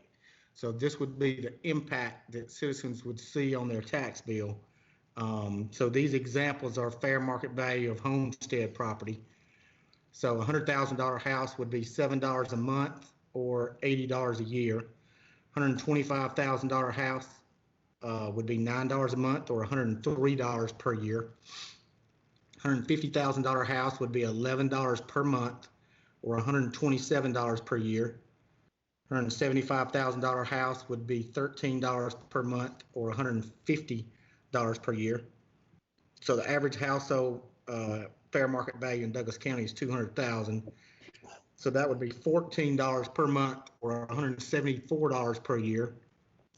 $225,000 house would be $16 per month or $197 per year. And a $250,000 house would be $18 per month or $221 per year. And a $275,000 house would be $20 per month or $244 per year. And a $300,000 house would be $22 per month or $268 per year. Okay, thank you. Mark, are you finished with your presentation? Yes, ma'am. Okay. Board of Commissioners, certainly this is an opportunity for you to weigh in and ask Mark and Sabrina Cockburn some questions, who worked directly with our municipal advisor. I'm not sure if he's on the line as well. Okay. Board of Commissioners. Madam Chair? May I? Yes, you may. All right, thank you, Madam Chair. County Administrator. All right, so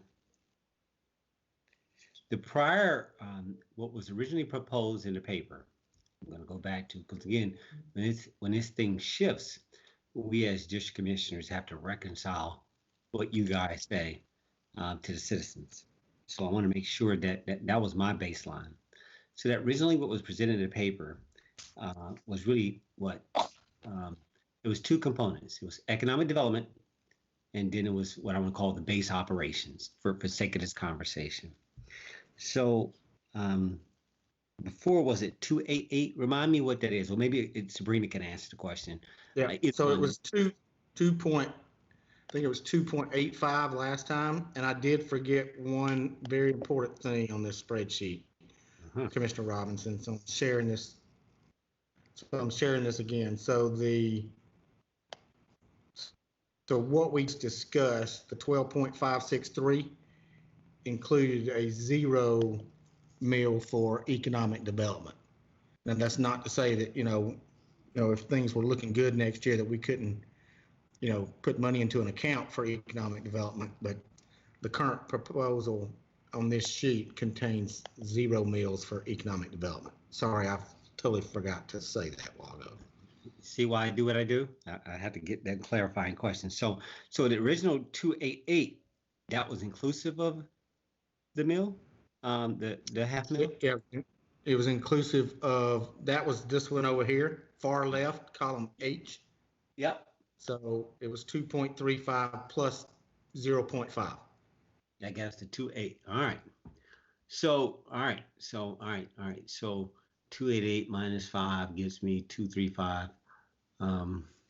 That means no economic development at this round, which is, I get it.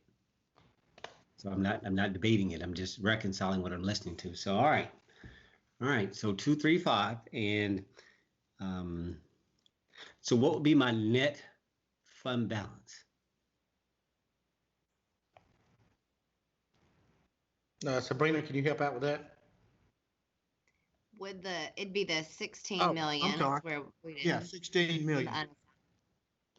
So it'll be Net fund balance, so that means that's 6 million above our current policy of 10% of.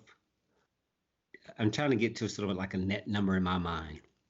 So what does that give us net against the fund balance? What does that put us? The other day you put. Go ahead. Oh, sorry. Yeah, right now we're at 107.8, so that would put us at a little over 5 million, like 5.2 over. And that's exactly kind of where we fall in with the CARES Act. And that was the reason why David's saying the 2.35. We could go lower because of the CARES Act, but next year we'd be back in the same situation. Right, So that's why it does look higher, is because of the CARES Act is plugged in there on that column, that 5.5 we received. So all right. So wait. All right. So it brings me to my next question. So we're saying this includes CARES Act to make this work, or that 235 is independent? Yes, CARES Act's included in the far right column. I mean, it would work without it too, but we're just explaining why the fund balance is higher than the 10%. It's because it was added in. And the direction we received from David Corbin, our municipal advisor, was not to budget for one-time revenues. Correct. Which I think we've been talking about that for a couple of weeks. Yeah, don't. So, all right. So one more time. I just want to clarify what I'm hearing. So the 235 does not include consideration of the 5.5 that you used to lower our expenses. Is that accurate? Or That's revenue? correct. No, it does. Okay. Well, which one is it? Well, yes, the CARES Act 5.5 million is included in the calculations on the far right column, which is revenue or expenses? It's revenues. Okay, so you add that as revenue, but that's not real revenue. That's not real revenue. If you back it out, Commissioner Robinson, though, our fund balance would still meet the 10%. So it is included in the column, but it's not included to get us to the fund balance minimum unassigned policy. All right, so the 10, all right, so again, 10.7. So if I took it out, what would that make it? It would just be the 105. 105, which is basically $500,000. I mean, how much cash then above and beyond? It'd be 10.5. I'm sorry. 10.5. I get it. Mm-hmm. It would be column H without economic development. All right, I get it. So translate that into numbers. Take away from percentages. How much cash above the policy line? How much cash?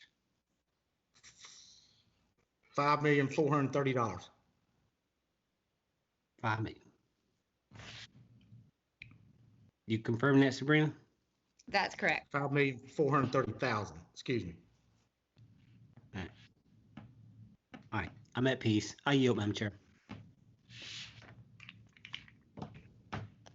Okay. Any other questions or contributions from the Board of Commissioners? Okay. Thank you. Chairman? Oh, yes. Commissioner Guider. Okay. Thank you. Thank you, ma'am. I don't see the CARES. Before you had a line item and it said CARES money. It had $5 million in there. What happened to that? Y'all keep changing everything. And why are you up to 16 million fund balance? Before it's been 10 million. It's on column 34 on your screen now. 5.5 million. Other financing sources, CARES Act reimbursement. So that brought the revenues down to 97 million. Is that what you're saying?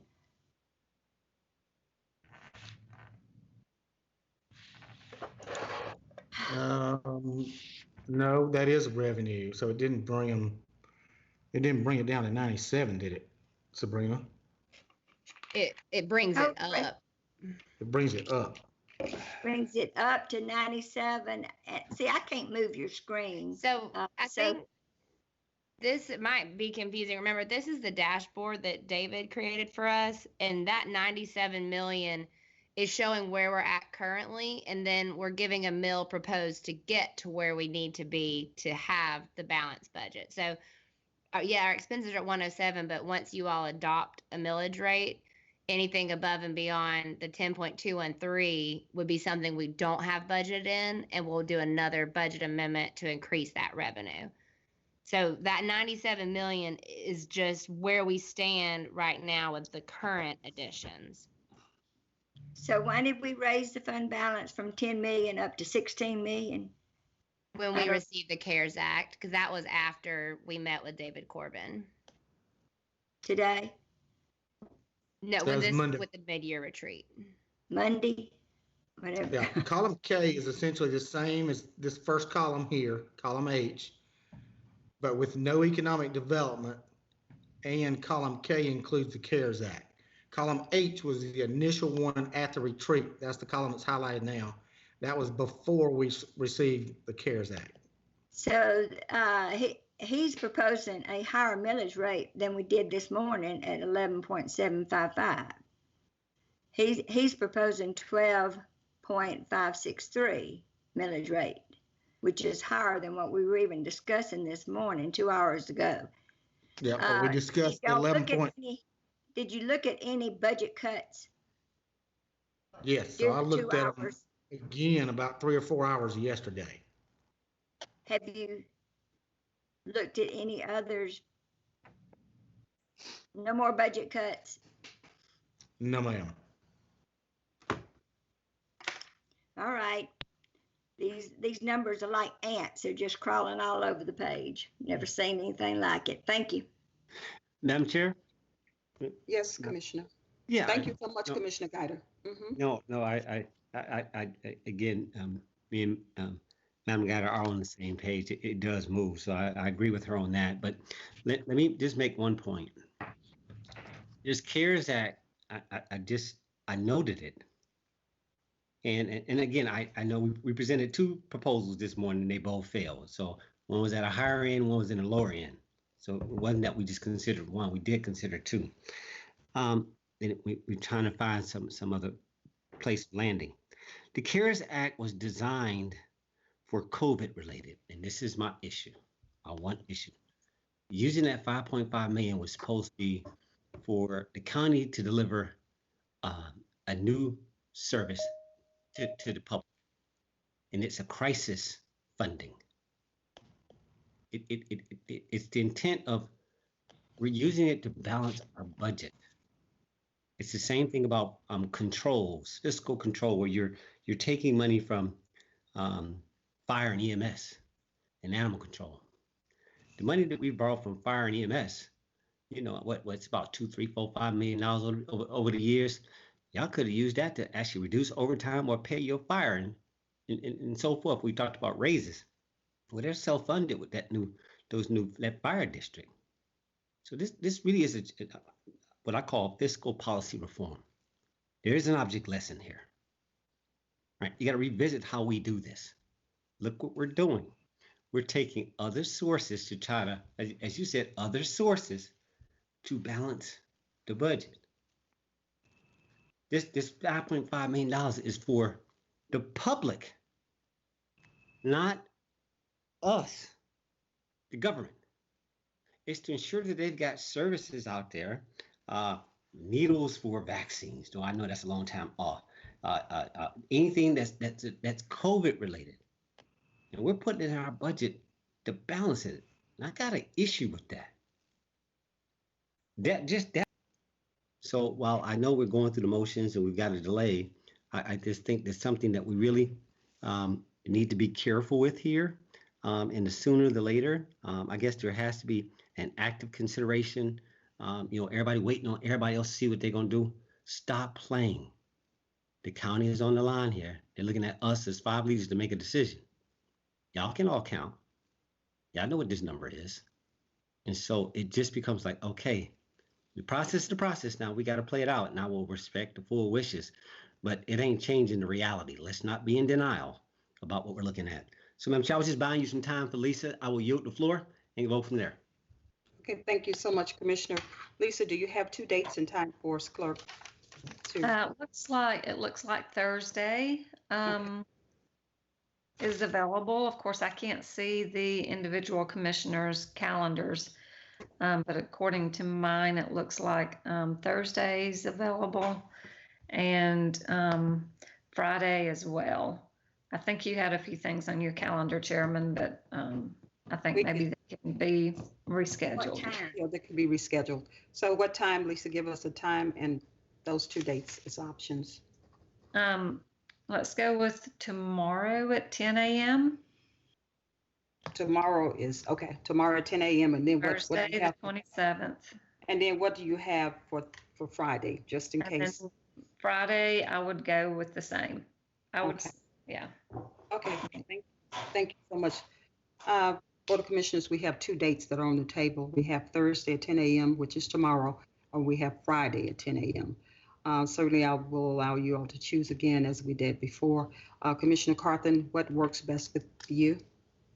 Can you give me a date? Tomorrow morning would not be suitable. I can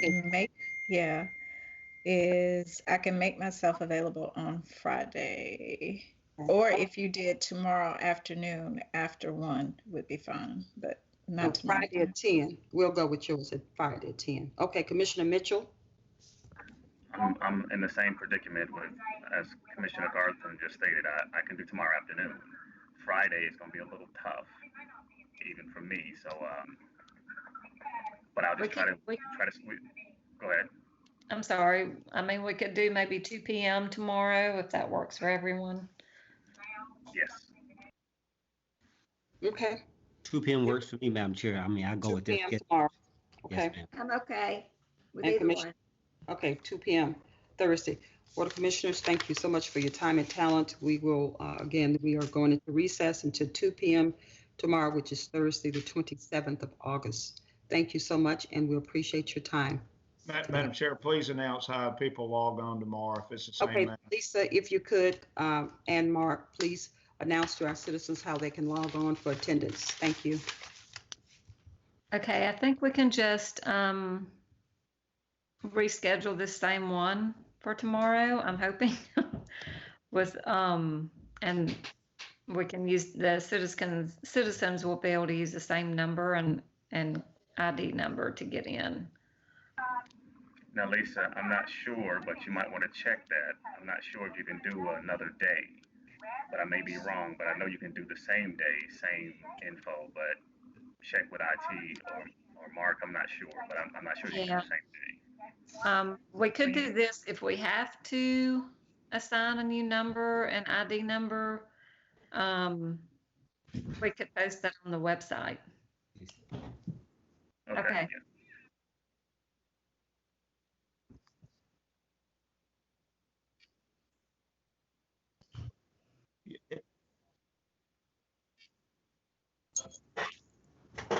Yes, that's correct. Right. Yeah, you're right, because there is no citizen comment on this meeting, so they could just watch on the Facebook, Douglas County Happenings Facebook page, or on the website. Yeah, we have a legal obligation to notify the public how they can participate in this meeting, whether they talk or don't talk or can talk. So whatever that is needs to be announced and needs to be disseminated in the media, and we don't need to have a problem of where did the public go to see the rest of this. And Ken, let me also add that's going to be a Madam Chair call in the event that she wants the citizens to be a part of this meeting, meaning to have comments, because I think just staying in order of how the meetings ran, they do have a chance to speak, but not that it's got to be having what's called citizens comments. You don't have to, but that's going to be a Madam Chair call. I mean, I don't think that's, I don't want to leave that. Well, it's not a new meeting, Commissioner Mitchell. It's a continuation of the meeting we're already in, no matter what day it's on. I just want to make sure that the citizens can participate by watching and hearing and observing what goes on. I agree. I'm just not saying that that's not up to us. The meeting is ran by Madam Chair, so I'm just saying that's on her, basically. And I'm not agreeing or disagreeing with it. I'm just only making sure we're clear that that's her call. Okay. I got it. Thank you so much, Commissioner Mitchell, for clarifying, and also Ken, our attorney, Bernard. The meeting is scheduled Thursday, which is tomorrow at 10 a.m., which is August the 27th, 2020 at 2 p.m. 2 p.m. I apologize, 2 p.m. And also our citizens are invited to attend. We've had our public hearing and the citizens have had their input. And certainly TJ Jagalinsky, who is our Assistant Director of Communications, indicated that this session will be aired live by Facebook. Am I correct, TJ Jagalinsky?